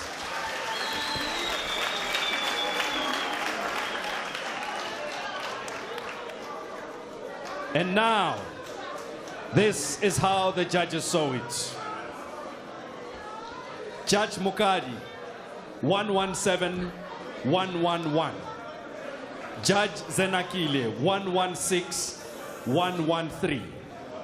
Judge Van Jevenezen, 117-111.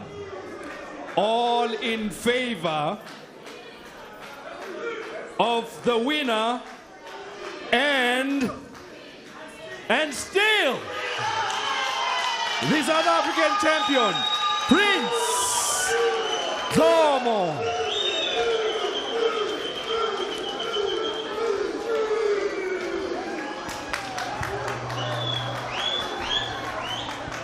Well, no surprise there. Champion fought like a champion, defended his championship. There's no question and no doubt who won this fight. Certainly not a split decision like last time.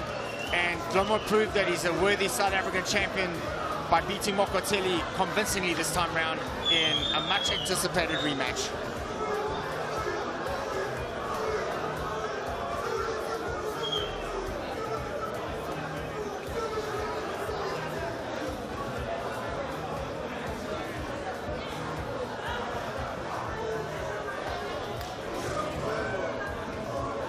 I am standing here with Koteli, who failed in his attempt to reclaim the title he lost to Prince Dlomo. Tolani, what went wrong? Because you promised that this time you will do better than the first time. Mr. Makasel, I have no idea. It was the first day in the office. You know, it was not my day. It was Prince's day. So congratulations to him. Well done. He did his homework very well. Yeah, I'm happy for him, you know. After all, we are not enemies. We are boxers, you know. I like him. You know, I had nothing against him, you know.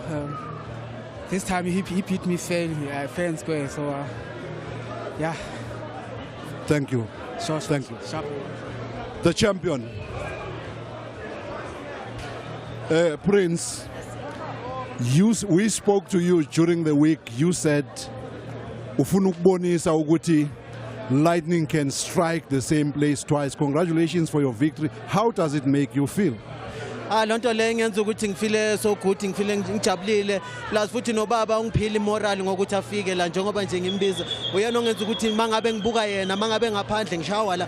Angeke sengivume ngoba insizwe ayingashawa kwana kwasemakhaya. So manje ubaba mangabe la ungipha lonto le ngoba is the first time ezongibukela. So manje uthena angeke mfana wami uzushawe ngikhona. Washawa awulala endlini ulala ngaphandle. That is the way I push myself.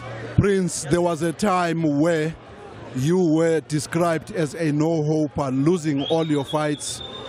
Things turned around since you knocked Kolsani Ndongeni out. You went on to become the champion. Not only that, tonight you've defended your title for the second time. Yini le enja ekhona ku Prince Sibona, which was missing back then. Into ekhona ku Prince manje with back there ukuthi manje uPrince mangabe sejimini uyazimisela. He make sure kufuneka mangabe sejimini azazi ukuthi usemsebenzini manje. Kanti that time ngangiboxa nje ngithi ngizohamba ngiyofuna umsebenzi oba security mhlawumbe. Kodwa ke manje ngiyazi uyabona manje ukuthi cha umsebenzi kuyaphusheka njengoba nje sengiphethe na90 ibhand. Njengoba ngishaya ne best boxer in South Africa umXolithane Mxothi uNdongeni. So iyona into engiphushayo most of the time ngaso sonke isikhathi. Hayi into kanjalo nje babayi akukho okuningi engakusho. Congratulations. Azwa? Congratulations. Ngiyabonga kakhulu baba. Nobaba futhi obela ngabonga kuye mangabe ngisi. Yebo. Let's hear Sizwe ubaba, what has the father has got to say. Baba nansi indodana ithi izwakalisa ukubonga ukuba khona kwakho namhlanje la eBoysens kuye kwamkhuthaza ukuthi asebenze nzima. Kukwenza ufile njani wena njengomzali lokho? Ngifile right kakhulu. Ngoba kade ngumfundisi shona khona. Ngoba ekufuna umsoqala uthe yena uyimisele ngesibhakelo, uyimisele ngayo yonke into. Ngathi shona khona. Njengendoda. Hayi uyimisele yonke into. Wathi baba ngiyimisele ngathi shona khona. Siabonga. Thank you. He made us proud. Before we speak to the man who is being honored tonight, we would have done disservice. Can you please remove your mask, TK, the chairperson of the Gauteng Boxing Promoters Association, because we want to find out from you as the chair, not as the promoter, as to do you think and believe that fighters gave the type of performance befitting to the actual, intention of the tournament to honor Uluyanda Khan? Yeah, thank you. I think in actual fact he matched the tournament himself. The whole bill was put by him.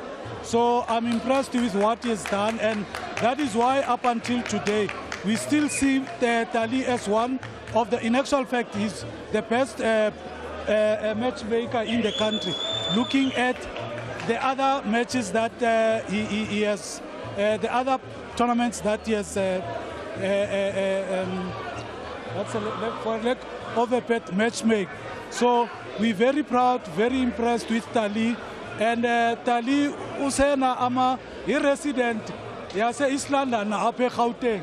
So zawuhamba nokhuluma nepremier officially sekuthathe eGauteng uze apha Tali. So I'm impressed with what he has done. And it's not the last. We're still going to have him here in the province. Thank you. Thank you. The man himself, I've always said it will take us days if we were to share.